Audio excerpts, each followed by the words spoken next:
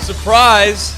I'm sure this is exactly what everybody thought would happen, but you know what, Reed? They were kind of right. They were kind of wrong on who was going to host, but Off the Bench is back. And I'll be frank with you. Do we know exactly what it's going to be right this second? Maybe not. But we did know that perhaps there was a lot of people that wanted it to come back, and we decided, you know what? Let's bring it back.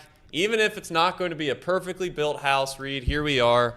Off the Bench is back, and it's going to be different, if we're going to be completely honest. It's going to be a little bit different, and we're finding our way.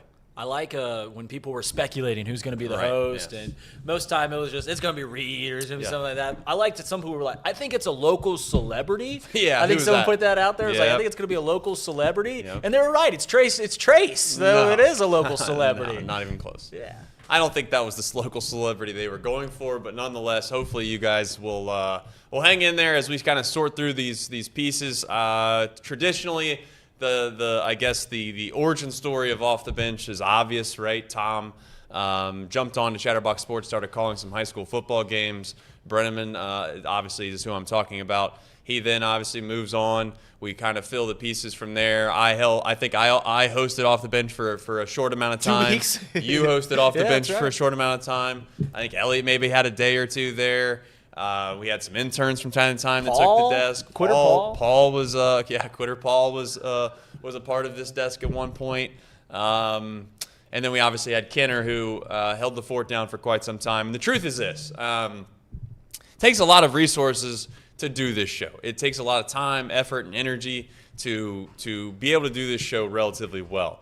And in order to do this well, I think it's going to take some time for us to kind of get adjusted, and also to try to figure out what the best way is to sort through what has been Off the Bench and what it should be moving forward. So for the time being, oddly enough, it's going to be myself and Reed who are going to host together. And obviously there are times where we probably have other duties that we do here at Chatterbox Sports that might pull us away, but we're going to try to be here as much as we humanly can, which is half the issue, right? When you wear a ton of hats and you do a lot of different things, at some point you start to feel like you're a dull Swiss Army knife, like you don't do really anything good. And that's been a little bit of a disappointing part of what we've tried to do here at Chatterbox, is maybe we've stretched ourselves too thin at certain times. But at the end of the day, you got to pay the bills. And I know that perhaps maybe to start the show off, it's we could sit here and get right into the nuts and bolts of the sports. But I think for many people that are watching the show for the very first time, there's not many of you. I think this is the vast majority of the crowd today that's going to watch this show is going to be the loyal OG Off the Bench folks that started when Tom was here. And the truth of the matter is that if we had a perfect solution and a perfect situation here at Chatterbox to make the show go on from the very beginning, we would have. But we've had to sort through the pieces, and paying the bills is a big part of that. So we are going to work and continue to work to try to develop relationships that will support this show, and then obviously personalities perhaps at one time that will take full ownership of this show. But at the meantime, it's going to be us two, which, to be fair, I don't know if it's good, I don't know if it's bad, but it's what we got. It'll be well prepared, and that's the one thing that you know about that is that this show will always be well prepared. So one caveat is about Off the Bench is it's going to be a kind of a different format. It's no longer going to go from 10 to 12 Off the Bench, but we will have content from 10 to 12. Off the Bench will be from 10 to 11. We'll be right here. And then we'll take it over to the producer of Off the Bench from 11 to 12, hosting his own show. You guys know him here. It's Stone Shields. Stone. What's up, fellas? How we doing? You excited to get going? I am. Pretty fired up. Yeah, we got so a victory Monday. Here's the thing with Stone. Stone, basically, he's got Casey. Casey has been the mentor here for Stone over the last 3 or 4 or 5 or 6 or 7 weeks. At this point, I've lost count. He has rapidly tried to figure out how to run the ones and twos, I guess, as they say in the business. And to be honest with you, I have no idea how this is going to go. I don't know if you can hear us. I'm assuming you can, based off the fact that we don't have a ton of people in the chat yelling at us right now. Mike. We've had that on the show before. But you know what? We're going to push through, and we're going to try to talk all sports, but mostly, as usual, Cincinnati-based sports. And the funny thing I was thinking of before we started the show is we've had a host of this show that with Tom that was, and I jokingly say this, that was supposedly a Cincinnati sports fan, although there were times where maybe the chat thought he had a vendetta against the Bengals and or the Reds at certain times based off the way he viewed them and their organization. He was an Ohio State fan, for sure. He definitely was an Ohio State fan. You can't take anything away from Tom being an Ohio State fan. He did love his Buckeyes. But we then obviously had myself, the host, who was a Packers fan and a Reds fan. We then had Justin Kenner, who was a Browns fan. And now we find ourselves in a situation where we have a Cubs fan and a Packers fan, but also we do have the Reds and the Bengals. And Stone, thankfully, as a Cincinnati sports fan. Is that true, Stone? That is true, yeah. So I'll hold it down for us as actual true Cincinnati sports fans here. But I know we got a Packer fan and Reed, Cubs fan. Not sure what you're doing with that, but yeah, we'll be all right. I'll hold us down.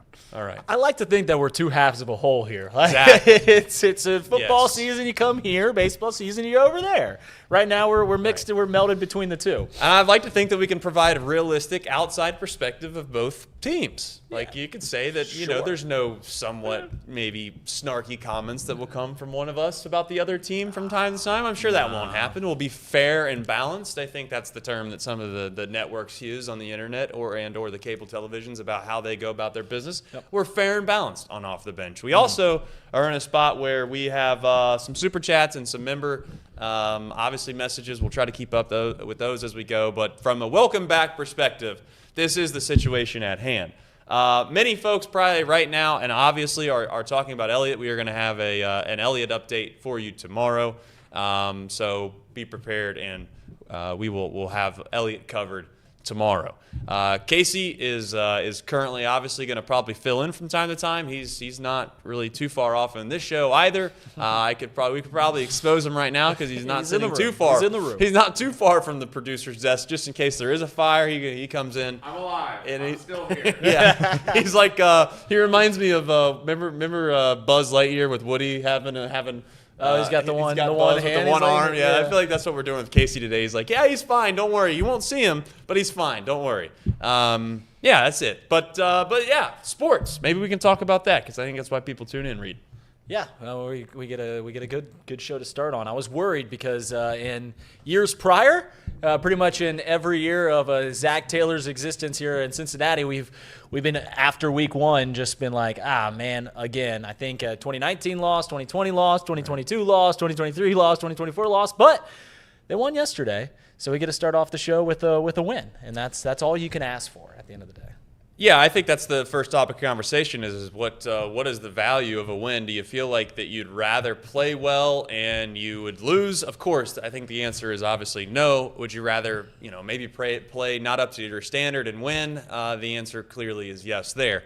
The Bengals are in a situation where they're doing, I guess, what's some other teams in the city are doing as well, which is fighting the years past. I mean, this year's team, for all intents and purposes, is a completely different team than the years that they've had previously. But they're going to be lumped in to the same type of mindset that the other teams have failed to do, which is win not only the opening week, but get off to a good start. Joe Burrow's record speaks for itself in the first 2 weeks. It speaks for itself against the Browns in general. And you can say whatever you want, but if I told you they were going to beat the Browns, Reed, you would have just taken it. You didn't care how it looked like. And I get the concept of being somewhat concerned if the team doesn't look good.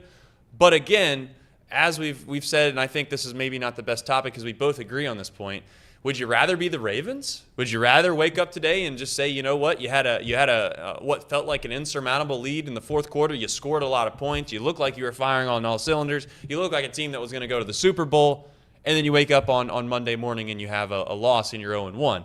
I know that it sounds crazy to say, but I think if any league is an indication of a win is a win and you just move on, it's the NFL. Because how many times, Reed, when you get to the postseason, in the playoffs, and not to take a dig on the Bengals, but and I know to a certain extent, maybe it's hard to recollect over the years. How many times do you really look back at week one and be like, man, we played well or we didn't play well? I don't think you do, and that's the moral of the story. Is you're gonna forget about this game in about 3 weeks. No, you do not ever remember how you won games. You do not remember ever, how did it look? How did it feel? As a fan, did I feel in the moment of winning that game at the end of the year? You don't remember any of it. Last year, I was just talking to Stone before the show starts. I was like, we played the Cowboys on Monday Night Football last year? And he's like, yeah, that's the block punt. And I was like, oh, yeah, we had a miracle to win that game. I don't remember because guess what? We won. And in the National Football League, that's literally all that matters. This isn't college football where you've got to win by 3 touchdowns to look good in the poll or look good. There's power rankings, but no one cares about them because the only power ranking that matters are the standings at the end of the year. And right now, it's 1-0. Yesterday, hosting the show, right before the game started, I told Craig Sandlin, I said, listen, hold me to this. I don't care if we win 30-0, 40-0, or 3-2.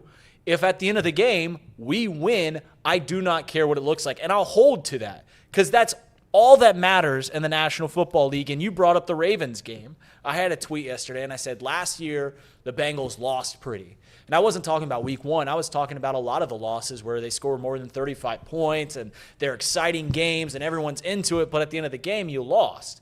The Ravens look like the best team in the National Football League. And they probably are the best team in the National Football League, but they lost last night. Maybe. And they lost last night. And that's the way that the Bengals lost last year. And you can lose pretty or you can win ugly, and I'll take winning ugly every single time because it doesn't matter what it looks like. Well, I think injuries definitely is a part of the conversation too, right? I think at the end of the game, you ask yourself, 1, did you win? 2, was there any devastating injuries or things that happened that makes you think that you're going to be kind of in a situation moving forward that's going to change the landscape of your football team? That didn't happen yesterday for the Bengals. The truth is that they had a sloppy game. And I guess now you have to ask yourself the question, are you concerned? Reed, we're in a spot where, the offense, I think, had, 7 yards of total offense in the second half. Yeah. And that's going to be where many Bengals fans are going to look and point and say, whose fault is it? Is it Joe Burrow? Again, I don't think he's going to get the blame, but is it his fault that he's always kind of a slow starter? Is that because of Zac Taylor? Is it just the mindset or the culture of the Bengals? But it really feels like to me that they're 1 week away from just silencing all of that talk. Sure. And the question is can they rebound and can they regroup and play? Because there were times yesterday where you could say, at least in the first drive for sure, that they looked unbelievably good. I mean, they couldn't have looked any better. So you can't have it both ways in a way of saying like it's they're not good at all, et cetera, et cetera. Well, you can't take away the first half. The first half did happen. And you got to say that the Browns did a good job of keeping the ball, at least for a considerable amount of the first half, out of the Bengals' offensive hands. No doubt. No, they had three legitimate possessions in the first half. It was clear that the Browns knew that they wanted to shorten the game. They wanted to give the Bengals as few of times with the ball as possible because they probably thought, and even though it didn't show this, that the more possessions that each team has, the more it's not going to play into the Browns' hands because the Bengals have a more potent offense than the Cleveland Browns. So they did a really nice job. And one thing I do want to give credit to Zac Taylor, and he gets a lot of flack. I think I defend him more than he probably deserves to be defended. But one thing I do want to give credit to him, and he's shown this throughout really his entire tenure here as the head coach of the Bengals, is when you script a drive, that first drive that is scripted, they score quite frequently. And yesterday, they score on the first drive, all scripted, got the ball to Chase Brown quite a bit. Everything else after that feels like the wheels fell off. But at the end of the day, you get going, and things kind of stall out. Everyone wants to talk about why did the Bengals start slow. And that was something that Zac Taylor took it upon himself to go, all right, yeah, we start slow. Joe Burrow in his career going into yesterday, 1-9. Now he's 2-9 and 11 starts in the first 2 weeks. Zac Taylor, obviously, I told you his record in week 1. It's now 2-5. I think that's right, 2-5 in week 1. So clearly they saw this as something's not right here. We've got to fix this. They play the starters more. Joe Burrow got more snaps this year in preseason than he had in all of his years before this combined. So he's getting more snaps out there. But it was more of the same story. And I don't know what it is. I don't know what it is about Joe Burrow that the offense, him, Zac Taylor, I don't know what it is. But in the NFL, first 2 weeks, he does not play well. First few weeks. But come October, come December, come November, I went out of order there. They figure out to make this offense work. Well, and I don't know why it takes that much time, but it's clear that that is something that is just going to be the case going forward. And I'm okay with that. I asked the question here on the lower third, are you more concerned now? It feels like Cincinnati fans are more worried right now than if they would have won. If they would have won yesterday 42-38 against the Cleveland Browns, people would be more excited today than a 17-16. And I simply ask the question, why would that make you more excited? I don't think they would, though. I don't think they would? I think that there's a cautiously pessimistic perspective of this team too. I think that there's people that are cautiously optimistic in general of their fandom, but I think that the nature of the beast is this.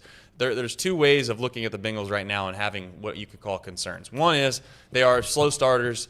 Zac Taylor's not good enough. Zac Taylor's never going to get you to a spot where you feel like you can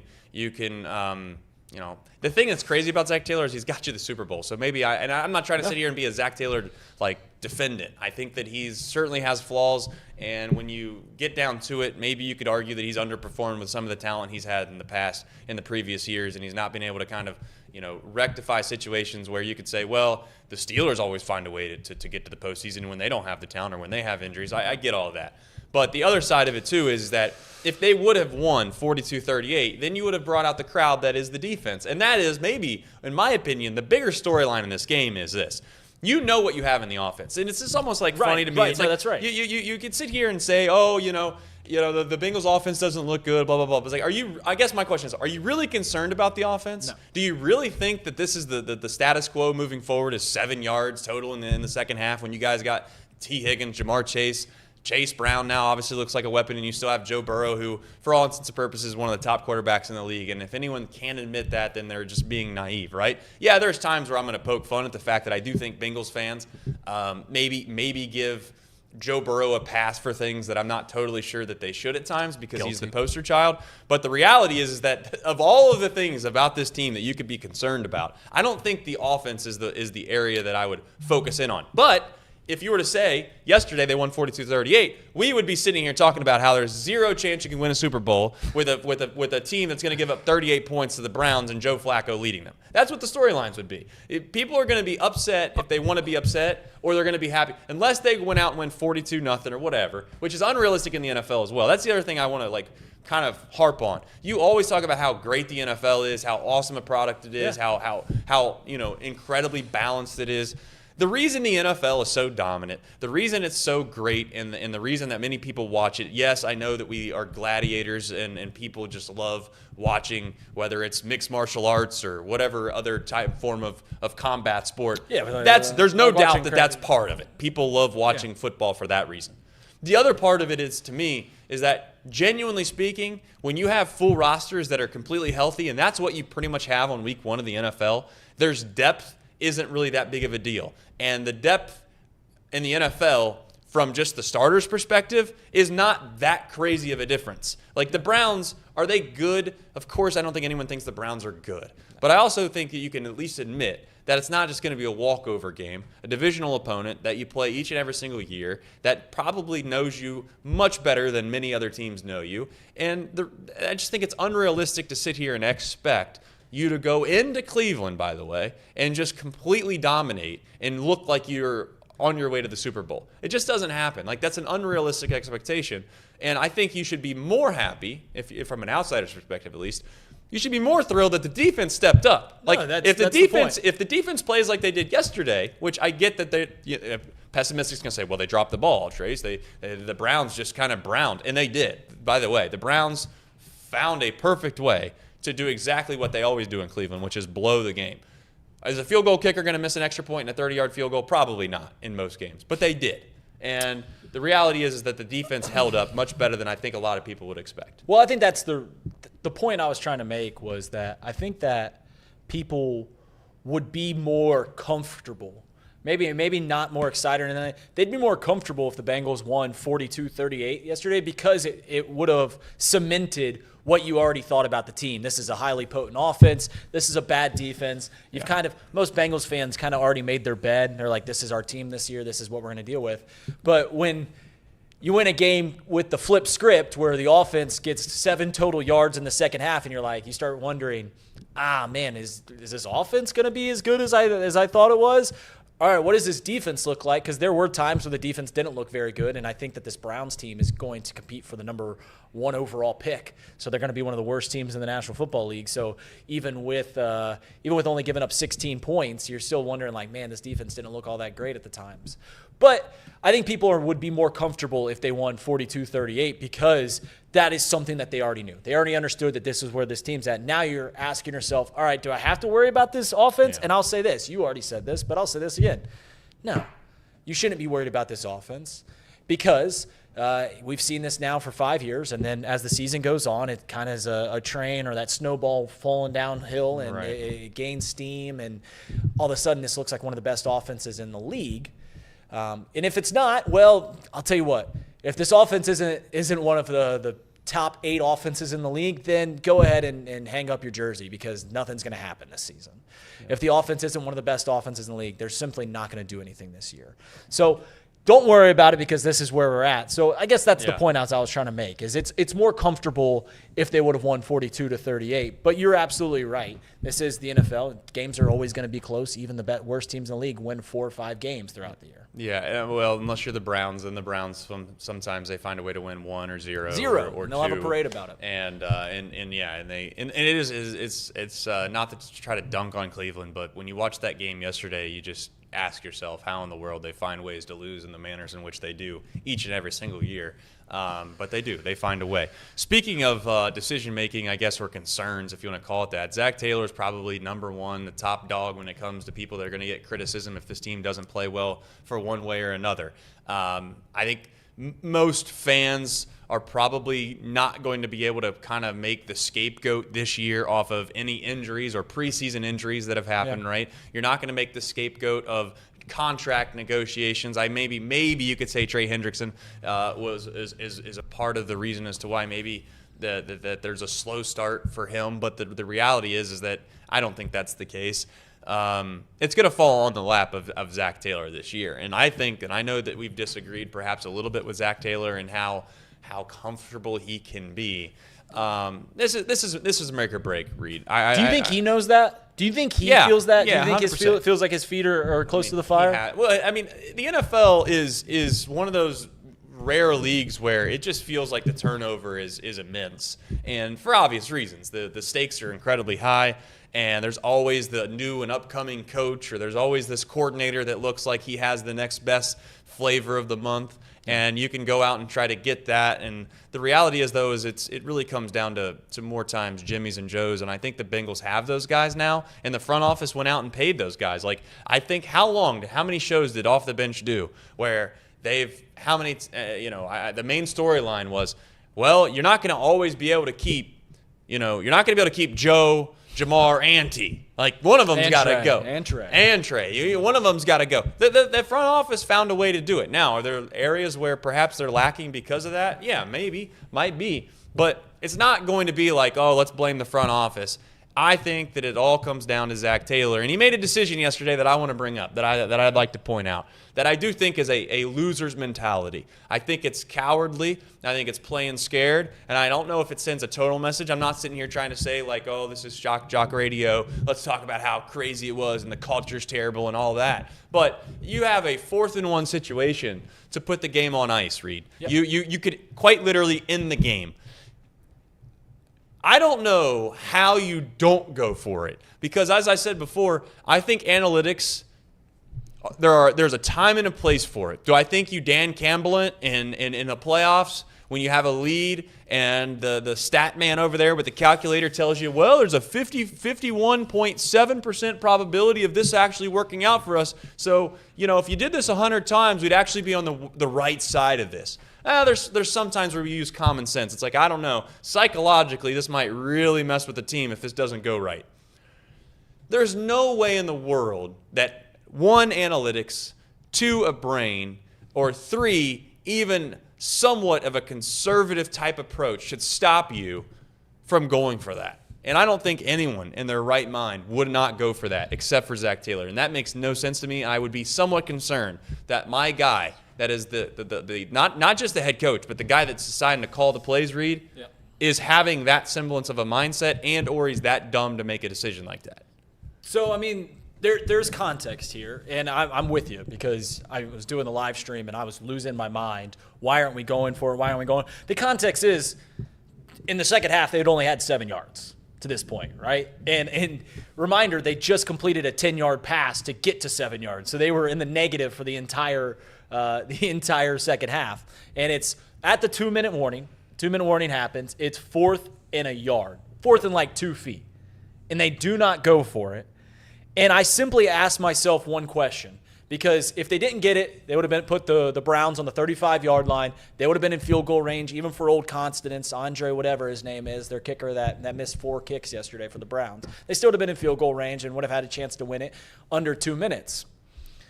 But I sat there and I wondered, in this scenario, 4th and 2 feet, what good team in the NFL doesn't go for it there? Just imagine this. The Chiefs go for it. The Bills go for it. The Ravens go for it. The Eagles go for it. The Rams go for it. Every team that you can put up there as having a chance to win the Super Bowl this year. Every Super Bowl contender they think. The Packers, they go for it. But the Bengals, they try to get the Browns to jump off sides, and they take a delay of game penalty and punt it away. And this has been my biggest complaint for Zac throughout this entire time being here is it feels too cautious at times. It feels too cautious. Listen, if we're not able to get 2 feet and to seal a game with this offense, and once again, I understand the context that the offense had done nothing the entire second half. But if we can't get 2 feet, then let's hang it up. What are we doing there? And it worked out. They punted it away, had a really good punt, and they held them there, and they win the game. They get the interception, all that stuff. It worked out. But man, oh man, what good team doesn't go for it there? The Bengals, and you can sit right there and go, man, how can you consider yourself a top offense in the league if you don't feel comfortable getting 2 yards to ice the game? And that's been the biggest complaint that people have had for Joe Burrow, the Joe Burrow truthers, everyone that wants to go like, man, he's not a top quarterback in the league, which is absolutely silly. And this is where they have some credence is time and time again, it feels like he has opportunities to ice the game away. You can think back about that Ravens game last year where they get Lamar Jackson fumbles it, and they just play very cautiously and don't try to get any first down, don't try to move the ball. Right.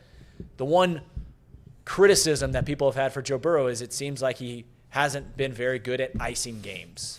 And that was a chance to ice game, and then Zac Taylor takes it out of his hands, and they're not even going to try it. They punt away. It worked, but man, I just cannot imagine any team that thinks of themselves as contenders not going for it in that situation. Well, Dan Campbell obviously is maybe the complete opposite of what the Zac Taylor kind of mindset would be in these types of situations, perhaps. So I shouldn't maybe use him as an example, but I will. I don't know if you ever got the chance to see the clip, but last year, Dan Campbell basically went out into the locker room before the game even started and said, let me tell you guys, if you think we're going to win this game by being able to punt the football, you're wrong. We're going for it, and we're going for it every single time. It's almost like he's creating this mindset and this mentality inside the locker room that the message is that they're going to go win the game, not lose the game. And it does feel like at times for the Bengals, perhaps in the last couple years, in the beginning of the year, that you play not to lose, right? There's too much pressure on you. You've gotten off to a slow start time and time again. You didn't play your players in the preseason. You didn't sign your contracts. You got all of this hoopla in the offseason. Your owners are cheap. It's just like there's all these different narratives that surround the Bengals at the beginning of the year. And then they finally, like after a couple weeks, they wash away and they go away and people forget about them. It's not that big of a deal anymore, whether or not they messed around too long for Jamar Chase's contract, et cetera, because by the time you get into week 5 or 6, that's all old news. And we sit around here in week 1 and we try to find all these different narratives to blame as to why you got off to a slow start. And the question is we'll find out what Zac Taylor is all about this year. And I think that if he is in a spot where he has any clue at all, he knows the ramifications if this team doesn't make the playoffs. And I think if you're a Bengals fan, you hope that doesn't rear its ugly head either, because that can have, in my opinion, a very negative effect on the mindset, the culture, and the overall, I guess, game planning when it comes to trying to play scared or not play scared. Some guys, when they hear that they're going to get, they're on the hot seat they just say the hell with it. They kind of just take off they're like, you know gloves. what? I'm taking off the gloves and I'm going for it. I'm going to win the way that I'm going to win. Or some guys, they clam up and they get scared and they try to do everything perfectly again. And I'm not sure that maybe this isn't a good, indicator of whether or not Zac Taylor's going to play conservative all year long or not. But, it's something to at least keep an eye on moving forward if he's going to be, not going for it on 4th and 1 with a chance to end the game. Well, no, this is you bring up Dan Campbell. This is what good leaders kind of instill in their team is, you're a boss. You've played sports. You've coached your son in sports. You're okay with aggressive mistakes. Sure. You will take an aggressive mistake. You played baseball. You've seen fly balls that go in between the center fielder and the left fielder, and you'd much rather them break their arm running into each other because they're trying to make a play than you see it just, hey, we're going to have this ball drop right in front of them.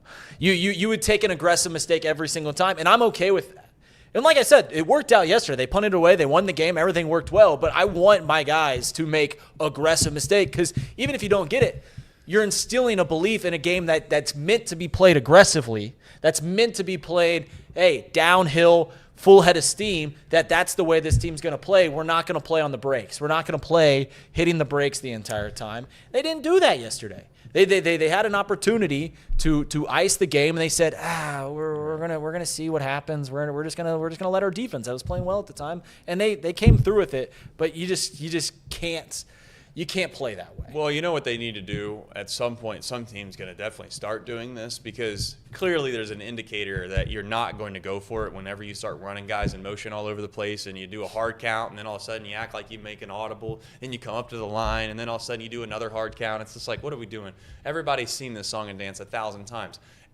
I don't know who's going to have the big brain first. Someone needs to get the big brain out. Snap it at 3 seconds instead. You do all that. You do all of that when there's 30 seconds left on there. You run around there. You do it. And then with about whatever you want to call about 3 seconds left on the clock, you run the quarterback sneak. And you catch those guys completely off guard because at that point, the offense or the defensive line is in such a very conservative mindset of like, I'm not going to jump here and be the GOAT that they get. When it comes to, and by GOAT, I'm talking about the old school GOAT, not the greatest of all time. Yeah. The GOAT of my time.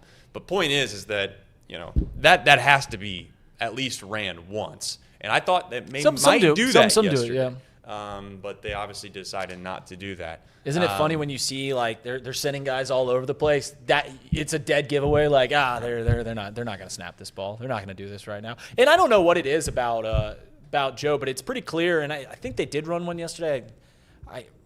They ran a QB sneak. I forget if they did or not, but they're pretty clearly a little cautious to run Joe on QB sneaks. Well, I mean, that's fair. He's injured. He's injury prone. He really hasn't taken many snaps. You're saying he's injury prone now. He is. He hasn't taken many snaps under the center. Last year, you remember they had Tanner Hudson come in. They'd have the D2 quarterback, now turned tight end, come in and take the snaps while he was in motion, get underneath the center and try to catch him off guard, which I liked, but it's pretty clear that they're not comfortable about putting Joe in that situation more often than not. I completely agree. I also think when you factor in the whole holistic view of the Bengals yesterday, I think you have to also ask yourself like what happens in the division. I know that you don't want to always compare yourself to others, but you have a divisional game right off the rip. You find a way to win. That should hold, in my opinion, more weight in whether it's ugly or pretty or vice versa. Like if you win a divisional game, it really should kind of strip away some of those thoughts of, well, you didn't look good doing it. Because as I said before, the familiarity, and you had Myles Garrett. Like I guess I would ask you the question of, is there concern for the offensive line? Because I think that's always been the main storyline when it comes to this offense. And so it's like, oh, we can't protect Joe Burrow. We got to find somebody that can protect Joe Burrow. And it started all the way back when there was the whole Jamar Chase, Penei Sewell situation. Yeah. And it's nothing but from there morphed into some different type of version of that every single year thereafter. I guess my question is Garrett got to Burrow a couple times. Whether it was sacking or pressuring him. Burrow took some big hits yesterday. Yeah. And I guess is not to say you're not concerned, but is there a bigger concern there? You felt like the offensive line didn't look as good as they should have. No, that's a hard-nosed team. Obviously, the one drive where they get the ball back and 3 consecutive sacks. It was sack, and then you got to punt it away, which Ryan Rico had a terrible punt right there. Listen, I think the grades came out, and they were kind of on par with the way that you kind of figured. I think this is slightly better offensive line than they've had in years past. Yeah. It's not marginally better. It's just barely better or just where it's at, and they just need to protect them long enough. No, I'm not overly concerned about the offensive line protecting Joe Burrow, and maybe I'm a fool for thinking that way, but I think the biggest thing that could help Joe and help the offensive line, I said this on the stream yesterday, is, and this is going to sound like a football cliche here, establishing the run. And the reason isn't to make your offense more versatile. It's about an offensive lineman, when you're dropping back to pass, he's on the brakes, right? He's on his heels every single time. He's taking hits, and that wears on your body, always being on the receiving end of taking hits, whoever it is from. Defensive tackle, one of the biggest human beings in the world, Myles Garrett. You're always on your heels. When you're running the ball, you're getting a chance to hit him. You're getting a chance to be the aggressor when you're an offensive lineman, to where you're not on your heels, you're on the front of your toes, and you're pushing on them.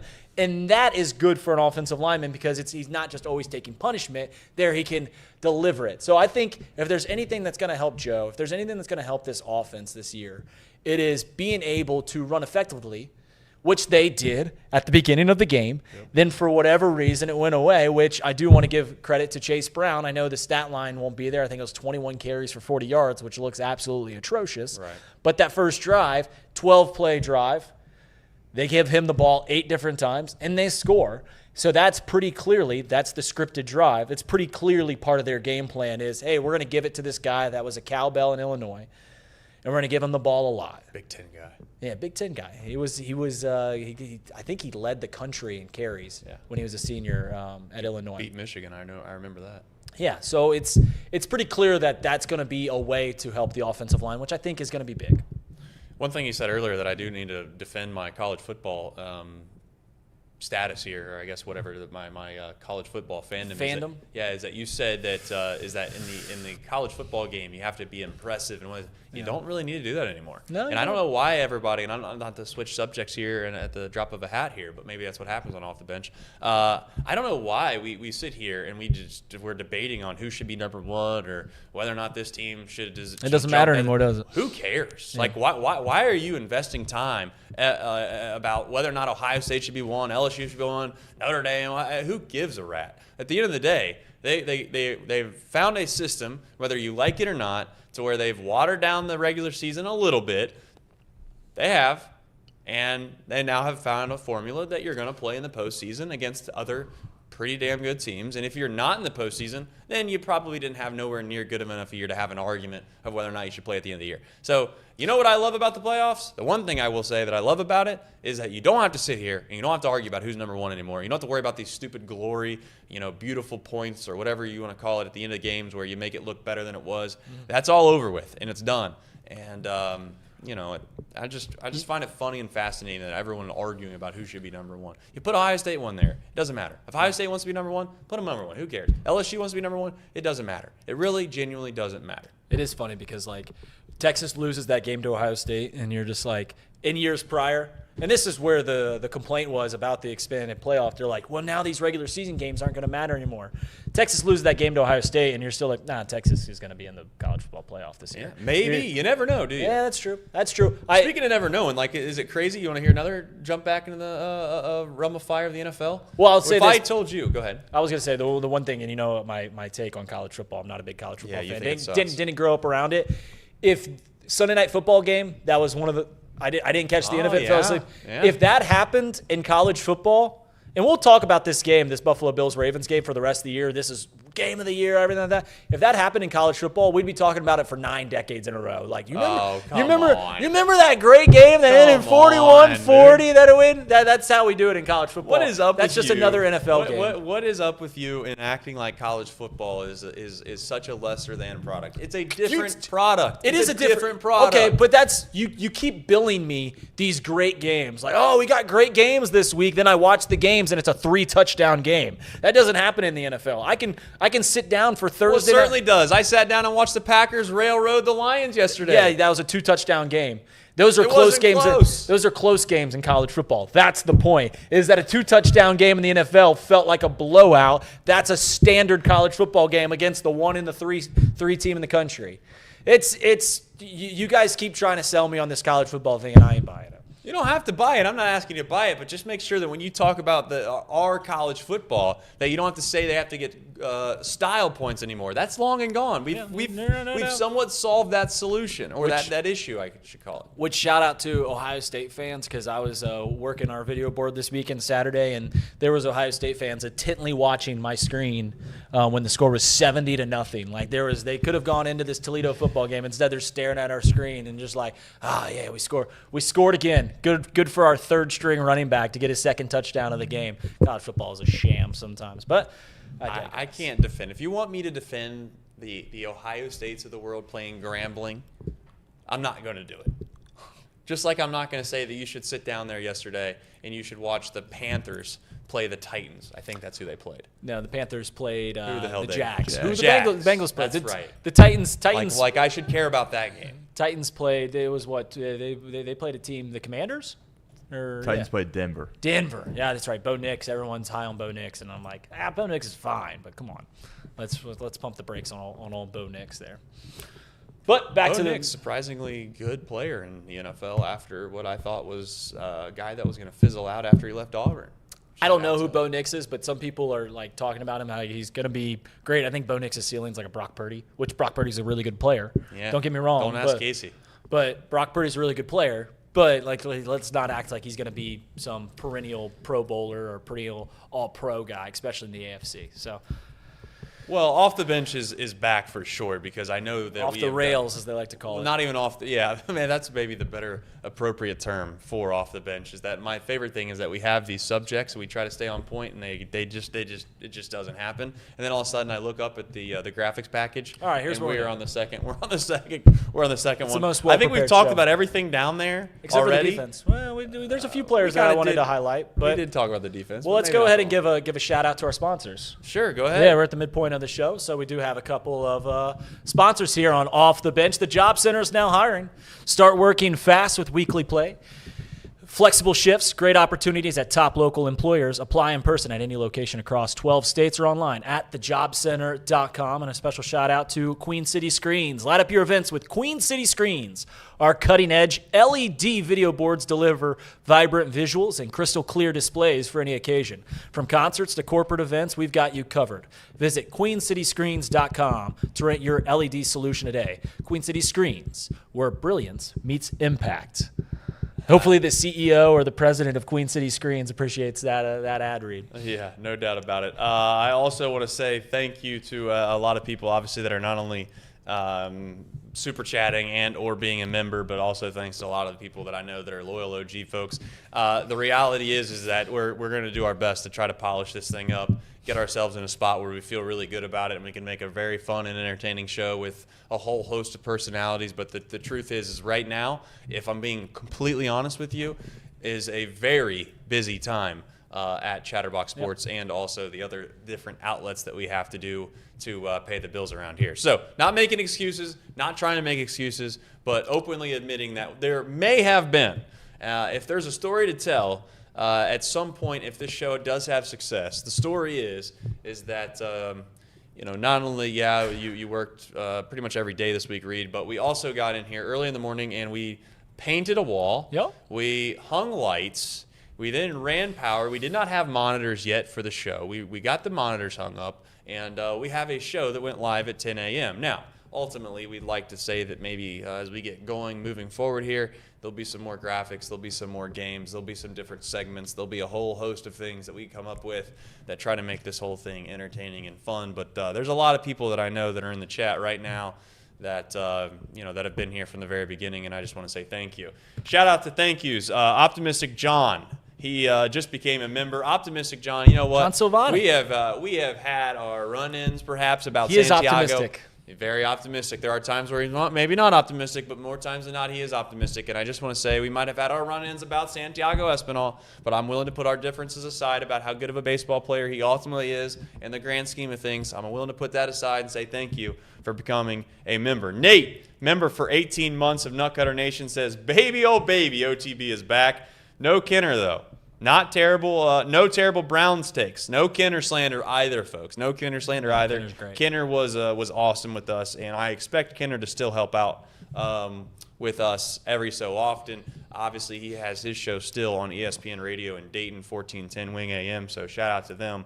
But he said, glad to see everybody's back. Been a long few months since the last OTB broadcast. Thought it was dead. Well, it was dead, to be honest. He said, where is Elliot? We'll be talking about that tomorrow. And then Molly, member of Nutcutter Nation as well. So thank you. Happy birthday, Molly. Is it today? Molly's birthday today? Every day is Molly's birthday. Okay, that's right. Every day is Molly's birthday in the chat. So as we're rounding out the topic, talking about this Bengals game, one area that I wanted to bring up was, we talked about kind of how it looks, right? How it looks at the end of the game. I said this is much better outcome than if we won 42-38 because we saw something that you didn't get that you were worried about, and that was the defense playing well, and they were able to create. I say create, but they were able to create just a couple of turnovers, 2 big picks where they both dropped passes. Who cares? It's the NFL, and at the end of the day, we'll see the stat sheets read two interceptions. And this is what I'll say about the Bengals defense this year. Mm-hmm. I don't think anyone thinks that it's going to be the early 2000s Baltimore Ravens with Ray Lewis and Ed Reed and everything like that. I think that much is known. Bengals fans simply want them to be middle of the pack. If we can have a team that is 18th in the league in scoring given up, I think we will have a great season this year. I don't know if that's gonna transpire into being a true threat in the AFC, but at least if you'd like to think that if they have a 16th to 18th scoring defense, then you're making the postseason, especially with our offense. If that happens, this team is going to have to do what they did a couple years ago. When the Bengals went to the Super Bowl, when they went to the AFC Championship game, they weren't allowing 10 points a game. They weren't doing that. They weren't the early 2000s Baltimore Ravens. What they were doing was getting timely stops, getting timely turnovers, and that's going to need to continue to happen this year. They need to get back to that style of ball, and I don't know what that looks like. A lot of it's just luck. That's what I was going to ask. Do you think that's more luck than it is actually skill, or do you think that it did feel like, though, with I jokingly say Lou Armadillo, it did feel like, though, there was that stretch of good football that they played especially when they made their run to back-to-back AFC Championship games and also the Super Bowl, where they did have a knack for finding a way to turn the ball over for the other team in a timely manner. So it's hard for me to say that it's complete luck. But if you're going to base your whole identity around the idea of like, hey, let's get some timely turnovers, it feels like maybe that might be more geared on the side of luck than skill, but you're saying that's pretty much what they're going to have to do. Well, they're going to have to do it because not only does it prevent the other team from scoring, but it gets your offense, which you hang your hat on, more possessions, right? It gets the opportunity for Joe Burrow, Jamar Chase, T. Higgins, Mike Gesicki, the whole lot of them out on the field, probably with pretty decent field position, and or you're taking points off the board if you get a turnover when the other team's in the red zone. It's more than anything just about getting your team some luck at timely spots. And you can have the mentality. It doesn't always have to be, in the fourth quarter in the red zone. It's just about, hey, we're gonna allow them. We're gonna be a little bit riskier on balls in the air. We're gonna allow them. Maybe they're gonna have a 40-yard gain here because we're taking a shot at the ball. We're gonna try and pick it off instead of just making the safe play and knocking it down or being in good coverage. We're gonna take a shot at the ball. We're okay with missing a few tackles here and there because we're trying to strip the ball out of the running back's hands or we're trying to club it out of their hands. I'm okay with that in the grand scheme of things because that's what this defense is going to need to do to give our offense the best chance to be what they need to be. I think the bigger question, too, that many people probably are asking themselves is what is the Browns or what are the Browns? They're not a good football team. You don't think they're a good football team, but are they a team that you could at least sit back and say, you know what, you should be proud of the way that your team played against them? Do you think that your defense did a good and admirable job against them? Or do you feel like you got very, very fortunate that they made some pretty critical drops? I know on back-to-back passes from Joe Flacco, he had to be scratching his head as he went to the sideline because he had 2 first down passes that they both dropped. Basically they were open. It's not like the Bengals, they were open. It's not like the Bengals stopped them, but they made a misplay on the ball. The reality is I guess it's one of 2 schools of thought. We keep mixing in maybe this college football NFL talk, but there are times where you have lesser opponents that you play in college football, and you don't win in the manner in which you think you should win in. And then all of a sudden you have a big opponent coming up, and you're saying, well, if we play that way, we're going to get the brakes beat off of us. I don't really know if that's ever really true, because it does feel like in football in general, whether it's college football and or the NFL, the pro level, you are just a different version of yourself every single week. And there are times where you're either progressing and getting better or you're not getting better, right? And I think that that's ultimately what this is going to come down for the Bengals. Do they find ways to fix the holes or fix the situations that they weren't capable of performing well in week 1 to week 2? You have another opponent that I wouldn't call world beaters now at the same time. They did find a way to win, so I'm not going to sit here and downplay any team in the NFL. The Jaguars not too long ago were obviously in the playoffs, but that's the case for many teams in the NFL, unless you're the Browns. New young coach. I don't know. I guess my point in saying all this is that you have some time to get yourself right before maybe you go into part of the season where you feel like you got to play your best football. So yeah, it's that's the good thing, right? And that's where we looked at last year, and that's what was ultra frustrating about the way the Bengals started last year. Was at the time it felt like those were very winnable games, which they were. Obviously, the Patriots weren't very good in week 1. We looked at that primetime game with the Commanders as this should be a win. Obviously, the Commanders turned out to be a different team than we previously thought, so it didn't look as bad of a loss at the end of the season. But this is a Jaguars team that you think you can win, and you get another chance to go 2-0. I'll say this about the defense. So I talked about how important it is for them to get turnovers, and that's going to need to be a consistent theme this year if the Bengals want to have a good season. Another thing that they need to bring back from those the team that went to the AFC Championship game in back-to-back years in the Super Bowl was really good linebacker play. And Logan Wilson yesterday, even though he got banged up at one point in the game, Logan Wilson I thought played very, very well. So I just wanted to give kudos to him because he's obviously a guy that after the first few years – we give him an extension. We think this guy is one of the best middle linebackers in the league, especially when the league is growing or changing to where linebackers need to be a bigger part of coverage, and that's where Logan Wilson used to play very, very well. I thought he had a great game yesterday. Is he back? I don't know, but he played very, very well yesterday, and I hope that continues. If Logan Wilson is a key part of this defense, if we get 2021, 2022 Logan Wilson, then I like the prospect of this defense going even more. I think their chances, if Logan Wilson, Trey Hendrickson, and then you get another pass rusher to get after the quarterback, I like their odds at being a middle-of-the-pack defense, which is, once again, not a high bar that we're asking the Bengals defense to clear. We're not asking them to go break the world record for a high jump. We're just asking you to get over one 2-foot hurdle. That's all we're asking for. Just be middle of the pack, please. Go from the high jump to a 2-foot hurdle. Hey, there we go. That's just not a very. You're basically illustrating that it's not a very high bar. Correct. That's a very good. That was a good analogy. Can you jump over? Can you jump over an ant? We're not asking you to jump over a giraffe. Yeah, I don't know. An ant. You went from high bar, 2-foot bar to an ant. You're the analogy guy. I'm not as good at thinking on my feet. I'm not great with analogies, but I like using them because I do think they can illustrate points sometimes. I always go eloquently. To my analogy is always like a girlfriend. I always go to the high school girlfriend. And I haven't pulled that one out today, but I bet you by the end of the week I'll be like, it's kind of like when you have a high school girlfriend, and I'll pull that out at some point, but we won't get there. I was thinking yesterday. I was watching Joe Flacco play football.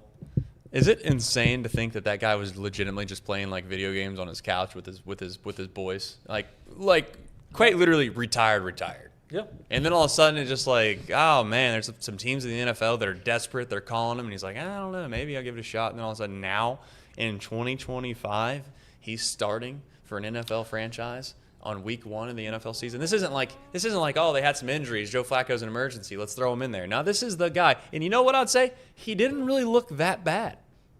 No, he made some nice throws. I mean, even the 2 picks, we were talking about, the Bengals defense came through. Him. Those were on him. Yeah, they were drop passes. The thing about Joe Flacco is, do you think he will make it to the end of the year?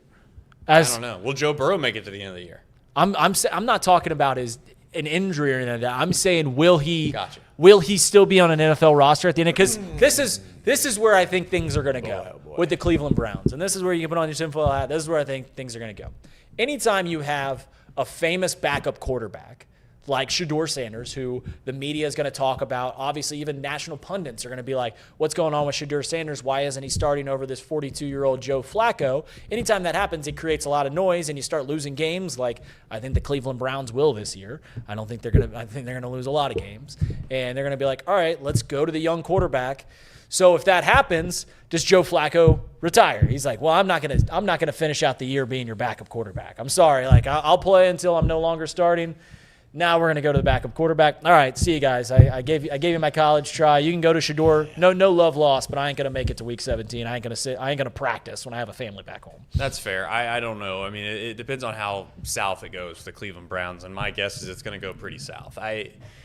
They're just not a good organization. They're not a good franchise. It's a shame for many of those fans that love them. I'm not trying to pile on here, but ultimately that game yesterday is the epicenter of what the Browns are all about. I mean, you have a league where there's only, 32 NFL kickers? And I get that this guy supposedly is a backup. You can say whatever you want. But, I mean, we're talking about a extra point, and then on top of that, a 30-yard field goal. I mean, let me tell you something. A high school football coach that's running a team that's trying to win a state championship this year, if they had their kicker that kicked the ball as well as the Cleveland Browns did yesterday, they would be currently going down and giving hall passes to as many soccer players as they could possibly find in the hallways to go out and try to make field goals. That's how bad that is. I'm serious. I mean, the Browns are who they are, and it's a crazy thing to think, but sometimes it's at least reassuring that maybe the world isn't falling apart because, we do have the constant that is the Cleveland Browns. I can't imagine being a Cleveland. You're a Packers fan, and I'm a Bengals fan, so you as a Packers fan have had Brett Favre, Aaron Rodgers, and now Jordan Love. And I'm not comparing what the Bengals have gone through with our quarterback play throughout my lifetime because it's nowhere near the Packers, but it's been pretty good. I mean, Carson Palmer to Andy Dalton to Joe Burrow. That's good. That is good. That's top 5 in the league over that course of the 25 years that I've been a Bengals fan. The Browns, meanwhile, have seemingly never got it right. And the one time that they did get it right, they shipped him out the door for Deshaun Watson. And you're like, I don't know what's here. But before we go, let's jump around basically the AFC North. In regards to Reds talk, yes, we will talk Reds baseball on this show. But at the same time, I also host, obviously, Chatterbox Reds. There's only so much Reds content that one can muster up, in basically 1 week's time. Otherwise, I'd be regurgitating a lot of the same things that I've said over and over again. Reed can come in with his whether he's going to come out from underneath the bridge and do the trolling. I don't troll. You do. Yeah, we both kind of do. Maybe that's what also makes some of the show funny at times, or maybe that's why some people might hate it. But the reality is that the Reds are going to have to do something insanely special, and until I start to see that they are going to start to do those insanely special things, I don't really know within an hour show or an hour window if that's really the type of conversation that many people want to listen to on Off the Bench. Chatterbox Reds is a daily show. We'll be live tonight in the 9th inning of what will be a game against the Santiago Padres out on the West Coast. So it'll be a late night edition of Chatterbox Reds. But before we jump off here and we throw it to the Stone Shield show for the very first time, I also want to say let me get to my point, and then I'll finish with the Stone Shield show. Okay. Is this: you look around your own division. At least I do this as a Packer fan. So I kind of just pay attention more closely to the teams that are within your division than the rest of the NFL. Yeah, it's nice to maybe every so often throw on a game that has no implications, no impact on your own division or perhaps even your own conference. A la the Chiefs whenever they play, or maybe it's the Thursday night football game and you're just wanting to watch some football. But the Steelers, oddly enough, yesterday, they win in the opposite manner that you thought that the Bengals would win. Steelers find a way to go out and win a high-scoring affair. Bengals win kind of some sloppy, drag-out nightmare of an offensive game. And they both win in a manner in which you don't think that team's capable of winning it. And you know what's funny is that the Steelers, if I had to guess, and I'm not in Steeler Nation, if I had to guess, Reed, they would be optimistic. They would be excited about what happened with them yesterday. They played the Jets, yes, but they also gave up 30-plus points. So I guess you can't win for losing at times. I get as a fan, but it's like if you're the Steelers, do you feel great that your defense seemed to literally evaporate? And by the way, yeah, they did have the fidget spinner at quarterback with the New York Jets. Congratulations to Justin Fields. He's on his stop now at this point. But maybe he'll still be that franchise quarterback everyone told me about. But I don't want to sit here and maybe do the song and dance. Sam Darnold treatment, and we're 7th year, and then you're a good quarterback. Yeah, maybe so. 7. Who knows? Your thoughts on the Steelers of what you, if anything. Well, I hate the Steelers, but yeah, I mean, listen, you look around the AFC North, and the Browns are going to be bad. The Ravens, even though they lost yesterday, probably are the best team in the National Football League. And then you got the Steelers, who, I mean, the one thing that couldn't happen is Aaron Rodgers being really good for the Steelers. For my mental health, that's the one thing that could not happen, and he puts up a 4-touchdown game and looked like vintage Aaron Rodgers. But all they need is to twinkle some hallucinogens around Aaron Rodgers, and he'll just go back to being New York Jets Aaron Rodgers, or just put a microphone in front of his face, because for some reason he can't help himself when that happens. A very self-centered guy in a locker room that is normally a tight ship in the Pittsburgh Steelers, as we've seen with guys like Antonio Brown, Le'Veon Bell, and George Pickens. Right. And that's the thing about Mike Tomlin. He's got this big grizzled guy, runs a tight ship, but man, there's some craziness that happens over there in Pittsburgh. I don't know if it's in the Three Rivers, if they put something in those Three Rivers water, or the steel factories are polluting the water. I don't know what's going on there. Too much fluoride. But 1-0, that's all that matters. And it looks like we got a new show starting here at 11. We do. And the thing that's funny to me is I try to give him an out. I try to say, Stone, this is the first time you've ever really produced a show. We've never really done this before. Do you really want to try to do your own show? We have a half-baked studio right now, for being completely honest.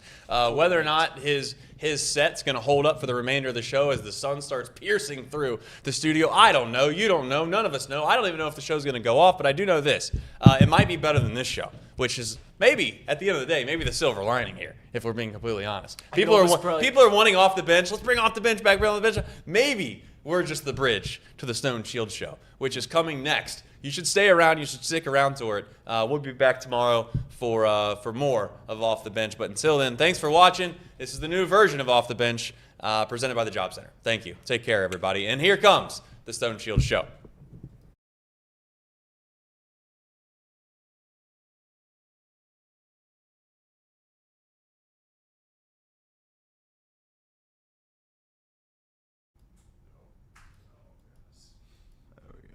Clicking buttons. You need to hit cut.